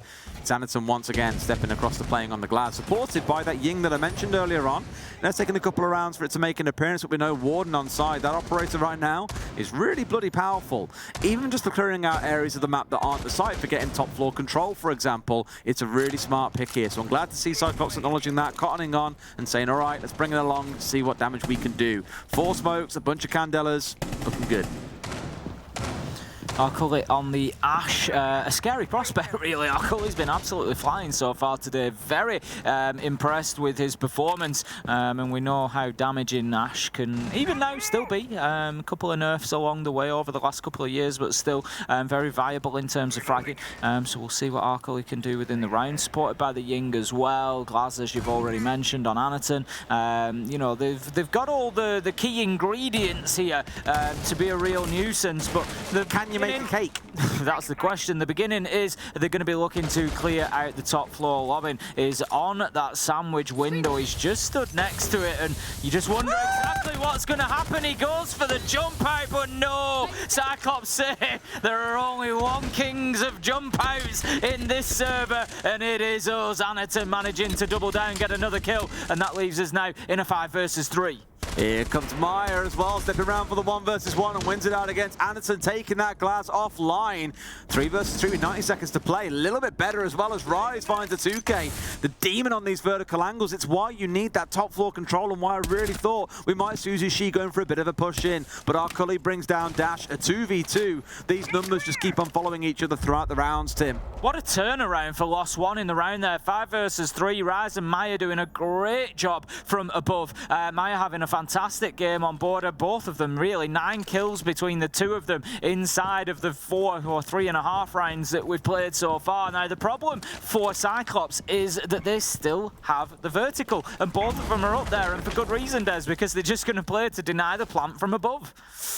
This is it. Again, it's such a critical part of attacking this site that you need that vertical control. You need to have it on side, but they haven't got it. In they come for a charge across, stuck in tight in the corner of Workshop, evading by the looks of it. The watching eyes from above of the defenders. They're going to get away with it, Tim, as well. That plant's stuck, and now it's Lost One that have got to find a way out of a sticky situation. Too easy for CYCLOPS to get that diffuser down when you have 2 players above for Lost One. If you're going to commit to the top floor, you've got to be able to at least stop the plant. They had you know, the tools to be able to open up those vertical angles. Ready, Arkle, he manages to find Maya, and there comes the second kill. Beautiful rappel and a beautiful double to close out the round. CYCLOPS leveling things up 2-2, and you just feel like this one could potentially go the whole distance there. But we've got to come back to Lost One there. 2 versus 2. They have the vertical on Ventilation Workshop, and CYCLOPS are able to walk in and plant in what is, let's be honest, a pretty default spot. It's another spot as well, another round where Lost One have had the numbers of, we've seen this across all 3 maps. They've had the numbers advantage and still managed to lose the round.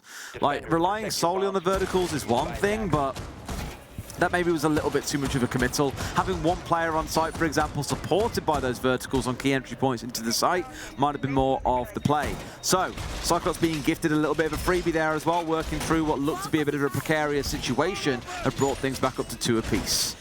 I've no major problem with sticking to the verticals, but you've got to have those holes ready at least. You know, if that's going to be your full commitment, you've got to have the holes opened above the default spots. You've got to be in a position to be able to take them down. And like I say, planting inside of that door, it's, you know, it's maybe not your number 1 choice, but it's certainly not unusual either. So a little bit of a disappointment for Lost One there, and we see things leveled up. Heading into round 5 then, and we're going to have another armory defense. We saw this back in round 1 and 2, because CYCLOPS, as the attackers, were able to win the first with a little bit of a plan onto Archive's door, but then we came back. Lost One were able to get it done, and they're going to double down and try and find another round here. Lost One have stacked upon this whole, like, duck, Oryx, duck. I keep saying duck to think of rook and dock together. It's still related, still poisoning my mind. The Castro used to work there in the Nordics. But having the dock and the Oryx together does mean that, of course, if you've got the Oryx charging through a number of walls, you have the ability to get him topped back up again. It doesn't sound like a lot, only losing a slither of HP each time you run through a wall, but it can have a massive impact in a gunfight, especially when we're at a point where extended barrels are in the game and it can move some guns from being 3 down to 2, for example, to get a kill. It does really start to matter. So at some point you should see those 2 hook back up again together and get a little bit of juice on the go to get Lobbin back up to full HP. Maya playing the semi-roaming dock at the minute, going to be playing in CCTV, try and prevent access from there, and it's something that CYCLOPS need to be aware of. Anaton's trying to push himself forward towards site. Dots it is that opens things up, and that's a big kill onto Arkle. You know, we've commented a few times how well Arkle has been playing, so taking away some almost guaranteed kills there is not a bad thing for Lost One before any damage was really done. Black Ray's going to head up to the top of East Stairs and just support that push. It looks like they're going to try and get themselves into office more than the balcony side and in towards half wall. As it stands, they're still down a number, and a lot of their utility is gone on the side of CYCLOPS, so you're wondering exactly how they can pull that kind of feat off. 2 nades, I guess, in the back pocket of Black Ray is far from the end of the world, but it does feel, once again, like this is a pretty comfortable outcome for Lost One. I'm just a little bit hesitant to get excited for them, knowing again that we've seen a couple of, you know, number advantage fights being lost and then ultimately a round being costed across to the other side. What looked to be a gunfight then for a second in Break Room just turned out to be absolutely nothing. Dash looks like he's ready to drop through this hatch as well when the going gets hot. Maya manages, I wondered just how we'd sort of not heard any shots following up there, but Maya ultimately able to dance around and get the kill onto Anaton, but Ayagator and Blackray find two of their own, and once again, Lost One find themselves in a man advantage, 3 versus 2, but CYCLOPS, they won't be scared, as you say, they've been able to do it a few times. Dots gets the information through with the yellow ping, can't find the shots though, but push still coming from off his side and now through metal detector as well. It's 2v3, which feels like the scariest stat line to have, I guess, for Lost One. Again, we've seen them lose quite a few of these throughout the series so far. Kag still trying to put this one together, not aware of the player inside of bouncing. They lose out the 1 versus 1. Dots hits the deck as Suzushi is rounded off all the way towards 90, and has now got a man on main stairs to face off against that he will not win. Lost One move up to 3 and 2. A good half now, I would say, for Lost One. They've got their 3 defenses, they've got an opportunity to make that 4, and it puts them on the front foot, that much is for sure, especially heading onto the attack after this round. But it looks like Bathroom Tellers is going to be the final defense. We saw this back in round 3. It was a Lost One win, so not too much of a surprise there. CYCLOPS going to have to bring something a little bit different. They did manage to get themselves into office. It was reasonably close. There were kills there to be found for CYCLOPS, but again, it was one of them situations. I think it was maybe Maya at the time who stepped up and just got a couple of crucial kills and prevented the progress. Well, there's something different for CYCLOPS here. It's not all that different, Tim, but it is different by most team standards, I imagine. The Glads coming back in once again, flanked by the Ying, and also now with the Nomad coming along from Ayagator. So wanting to shut down the possibility of Lost One coming off on those flanks and trying to do damage later into the round, make it a little bit more direct and heading towards site. We are on that Bathroom Teller site as well, which means once again we're going to see a big focus up on the top floor. CYCLOPS this time around surely realised we have to crack open that top floor shell if we're going to make this work. I always find it interesting, the buff to castle that allowed him to place the barricades across the corridor areas on border. I think it was a fantastic... I think it's brilliant. I think it was a fantastic change. It just really adds another layer to the map and just gives, I think, some much needed flexibility to the map as well, because obviously the top floor is made up of 2 main areas, really. You've got CCTV, bottom left corner, and then you've got office and archives, top right corner, and they're your major focal points for attackers trying to get into the building. So being able to do that just added that little bit of extra layer of depth. I think what I like about it is it does separate the map very much in half and isolates the west side from the east. The only way through, unless you're going to try and work your way through those castle barricades, is across the waiting area balcony or by pushing up into archives and coming down through the single door. Both neither really ideal because you are ferrying your way through a couple of single doorways, bottlenecks essentially, that make things a lot easier for the defenders to deal with, so there is that to also be focused on. But again, CYCLOPS must know that top floor is critical for this attack to come off well. Lost One going to be hoping to lock this down. Lobbin's still up on the top floor. A little bit quiet so far this time on border. We've not heard too much out of him. He's had his big moments through the game, but could do with maybe just getting a little bit more involved here. Candela is going to go directly into sight. Interestingly, there's nobody really in a position to follow that through. Anaton's searching to try and find anybody he can inside of sight, but he's going to get no joy there. Lost One don't need to move. They're not going to step into his line of sight. So all is good at the minute. Oh, it's actually Suzushi who's upside down on the glass, just foxing me there with Anaton. Oh, sorry, yeah, you're right. If you see glass, you assume it's Anaton, but that's not the case. It's a more supportive role here, I think, where he's just making sure it's clear before they make anything happen. Maya bringing down Ayagator, 5v4 to kick things off, and I'm only concerned here. I was going to say they're not getting inside the building, but suddenly they're flooded sight. What about upstairs, though? What's going on up there? Arcoli finds one more. Suzushi in place, brings down a second. Back out the window and trying to get his teammate up, but no, he's gone down for it as well. It's a 2v3. The number of times we have seen this for CYCLOPS against Lost One is absolutely ludicrous. Arcoli makes it 2 versus 2. Can CYCLOPS hold on and get this over the finish line? 45 seconds left to go. There is the option potentially if CYCLOPS think they can get themselves out of the building. Anaton could be recovered. We've got Blackray just moving up to the top floor to try and prevent any further verticality coming out, but time is going to become a factor potentially. Dash manages to take down down Arcully, and that leaves us now in a 1 versus 2 for Black Ray. No hope of picking Anaton up anymore, and will be cut down. There's that final kill, and what a good half for Lost One to start things off with. 4-2 on the defensive border, and they take one step closer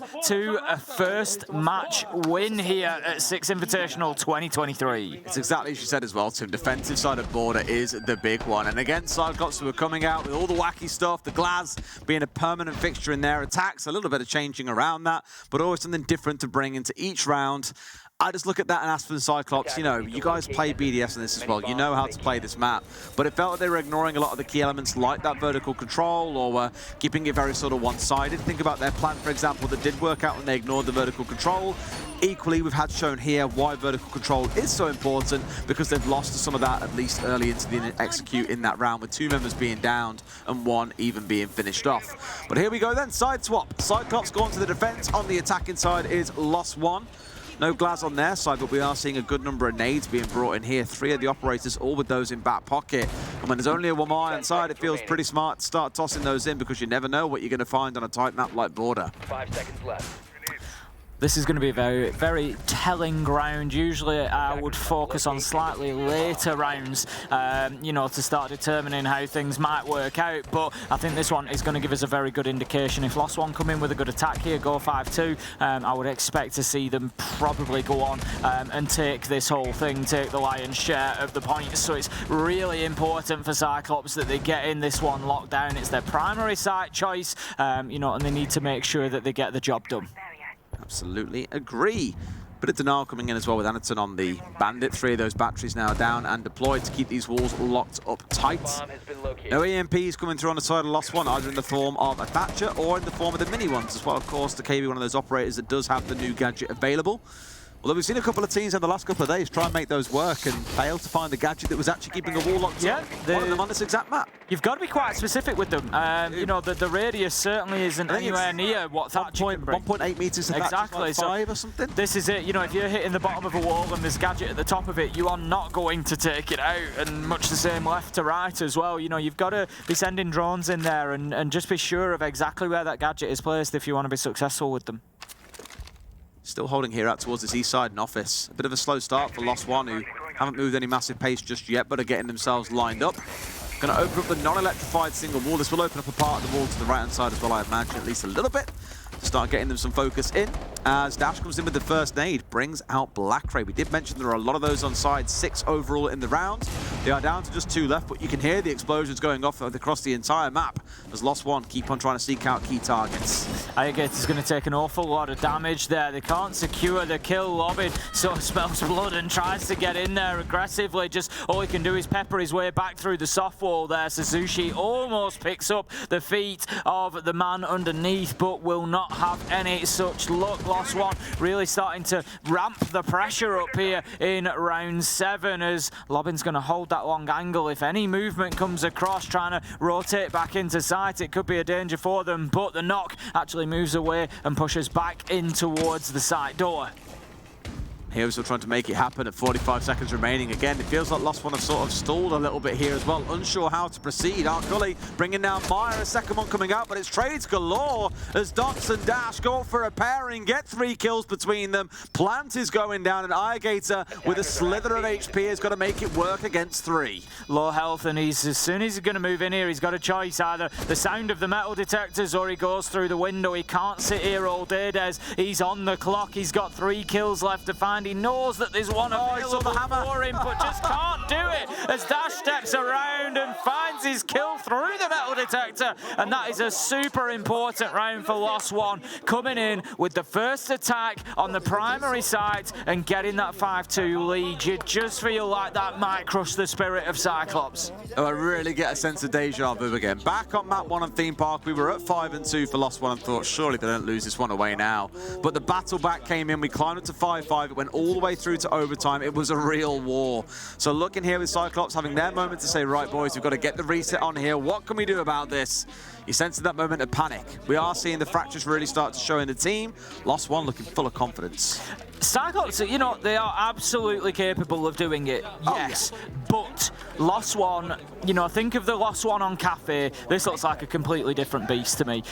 You know, you've got Maya going absolutely wild at the minute. Dotson Dash really showing up in that last round there as well. Everybody on Lost One is sort of chipping in. And, you know, I use the phrase that they've smelt the blood in the water. And that really is how this feels now. It feels like Lost One know the door is open and all they need to do is step through it.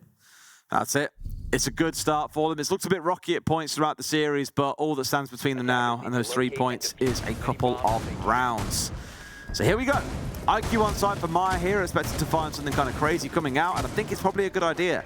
We have got the Yokais on side from Anaton, we've got the Pulse as well from Arcully, so vertical play between those two, it feels is going to be absolutely critical. And we saw Maya having a fantastic kill onto Arcully back on the, I think it was the last map, I think it was Kafe, getting the kill onto the Echo, using that gadget fantastically well to pick up on those operators. So something that Anaton and Arcully definitely need to be aware of here, especially if Lost One are able to gain that top floor control. There's a reasonable amount of destructible surface between the two floors here on border. There's plenty of it to go at, so definitely a threat there. I just love how Arcully across this series is just leagues ahead when it comes to entry. 8-2 across the whole series so far. Obviously not quite enough to get the team over the finish line, but really it feels like everyone looking at the numbers, you know, the lowest rating is 0.85 to the highest of 1.15. Everyone is getting involved. There's no one that's really slacking too far behind the pack. I think Lobbin being the lowest at 19-25 on KD. On the other side, it's Iagate at 21-23. It really is tight. We're into the action phase then, 30 seconds in. I think there was a little look out of a window there from Cyclops, but nothing. Shock horror. What a surprise. Nothing to be found as Lost One. I just feel, compared to Kafe, I just feel that Lost One have really sharpened up over the last few rounds. And whether that's down to the map specifically or, you know, whether it's just sort of, you know, giving their heads a wobble and saying, right, come on, we need to get back into this. Either way, they just feel, you know, a lot more sort of sharp and on the edge of victory here. Black Ray's going to drop away from top floor, so that gives access into CCTV. Not ideal for Cyclops at this early stage because it means that Lost One can start taking that all-important vertical control. So he does it as well for They're Rise. not messing about, are they either? Straight in. Which is good, because it's something they've lacked, I think, a couple of times here is how fast they've moved. Black right now, where there is an ace pushing in from CC's side. Rise the one pioneering that spearhead, gets caught up by a C4 by the looks of it as well. Put on his backside, not taken out, and could be recoverable here, but I know exactly what's going to go on. They'll let him get outside, get on the balcony, but here comes Black Ray. Is there someone looking to go for the trade? Yes, but it's not to be found. Black Ray could have had two there if he'd have got a bit luckier, but no, able to find his second there, so he won't mind. He just seems to be slipping through the cracks over and over here. Maya manages to find him eventually for the trade, but the damage could largely be done. It's 3 versus 4. Anaton taking a ton of damage though, will be down but not out as well. Effectively, 3v2 has Lost One. Honestly, they managed to just flip the script there and turn the man advantage on its head. How many 3v2s are we going to see from Lost One going into Cyclops? I feel like every round we're saying it's 3v2, at least even if a temporary one due to someone being down. Again, man advantage to the LATAM side. This surely is where they push us on to match and series point. Nitro going to be used there, but it will be ineffectual, not finding its target, and Lost One just need to think about exactly where this plant is going to go down. They've got Suzuki playing in by the bomb. Arcully is there as well, supporting on the pulse. Doesn't have the scanner out at the minute to feed that information back in, but he's just going to play from deep in workshop. Not the best weapon to be engaging at that sort of distance potentially, but 13 seconds left to go. Lost One, I'm just a little bit worried that they've not pushed with enough urgency here, and a couple of kills coming in at the right time from Cyclops is going to stop everything, but no, somehow they managed to find those final kills, Des. I just love the passion. I think even Norris is putting in a name for himself as being one of the more vocal coaches that we've got out here, Tim. Certainly is. mean, I love the team in high spirits. Right, par for the course for the LATAM teams. They're always very vocal. Oh, absolutely, yeah. Absolutely fitting in with the crowd there, 100%. At 6-2, 4 rounds for Cyclops to claw back. It's feeling a little bit impossible. Kagging time is not in session. No, I feel like they've just, I feel like they've been broken a little bit here. Coming in, I really expected them to stand up better on board. They had a good result there against BDS. They had a fantastic win on Kafe in map 2. And, what else can you do to come in? I expected them to be flying coming into this map. But Lost One have just stood strong. They've somehow, they've dug deep after that Kafe map and they've come back fantastically here. And, they deserve the plaudits because this has been great so far. Again, we said earlier on, and it still stays true, I'm excited to see how things shape up when they come up against other competition in the group as well, how things start to rack up. But if nothing else, this group is kind of proven to me already that everyone can beat everyone. Yeah, it's a really entertaining and scrappy group. It's hard to call who makes it through and who doesn't so far. But that ultimately is why we've still got 3 more days of play to go through. We've said it time and time again, International Siege has never been closer, is the reality. There's never been so many teams capable of beating each other. Gone are the days where you could predict the 2 finalists at the beginning of the tournament. You'd struggle to predict the 8 quarter-finalists at the beginning of the tournament, to be honest, these days. Is the reality, that's the truth of it. And that's just better for us. It's better for us as viewers. We can sit here and enjoy these wars, these battles, where you just don't know which way they're going to go. But right now, this one looks like it's heading in the direction of Lost One, but there is still work for them to do. Still a lot of time by the looks of it as well. The game over on our other stream isn't too far off done either, so we'll start getting some updated standings coming through for this group, as it looks like both games might be about to draw to a close at roughly the same time. As it stands here, you can see the members of Lost One still working their way around the outside of the building. This kind of slow and composed start. We've seen quite a lot from them on the attacking side, an absolute antithesis to what we see on their defense, where their main goal is to be really aggressive and get up in the face of teams like Cyclops super early into the round. Suzushi's days might be numbered here, as it feels like Lost One are starting to set up a little bit of a pinch. Just going to have the breach coming in there. The wall to the side is reinforced. Can they get this opening kill onto Sandwich? Nice. Yes, they can. Dot's able to take down Suzuki. Anaton taking damage as well. Just opens up the wall, enable him to fight back a little bit better. But Lobbin, he manages to find our Cully. Anaton doing fantastically well through that hole he opened up. But Dash, he's just waiting for his opportunity. He knows that Anaton is likely to step across here. And when he does, it's going to be good. Right, there you go. Beautiful headshot. Barely saw more than a couple of pixels, but still able to find his man. It's all up to Ayagator to keep Cyclops in this. Unlikely at this point, though. I think that he's bled out there as well. Myers bled out a little bit. Suzuki cannot be doing that from beyond the grave. No ghost bullets in this game, but Ayagator, he knows his days are numbered here. It looks like he's going extinct along with Cyclops, as with 3 still standing and only 50 seconds to play with. This one should be done and dusted. Now they know where he is. The drone worker sniffed him out. He's pinned in the corner here as well. They didn't even get the cross in time. Plant is going down, not even needed. Rise with the close, and Lost One start out with their first victory here at SI 23. Great start for the LATAM team. Stepping up above. Liquid didn't win their first game. FaZe didn't win their first game. And Lost One have come out here and really flown the flag. It's been a great performance from them on Border and a joy to watch. Absolutely. Again, I can't really help but come back to it again and again. This group just feels so wide open and scrappy, but that's what we're in it to see.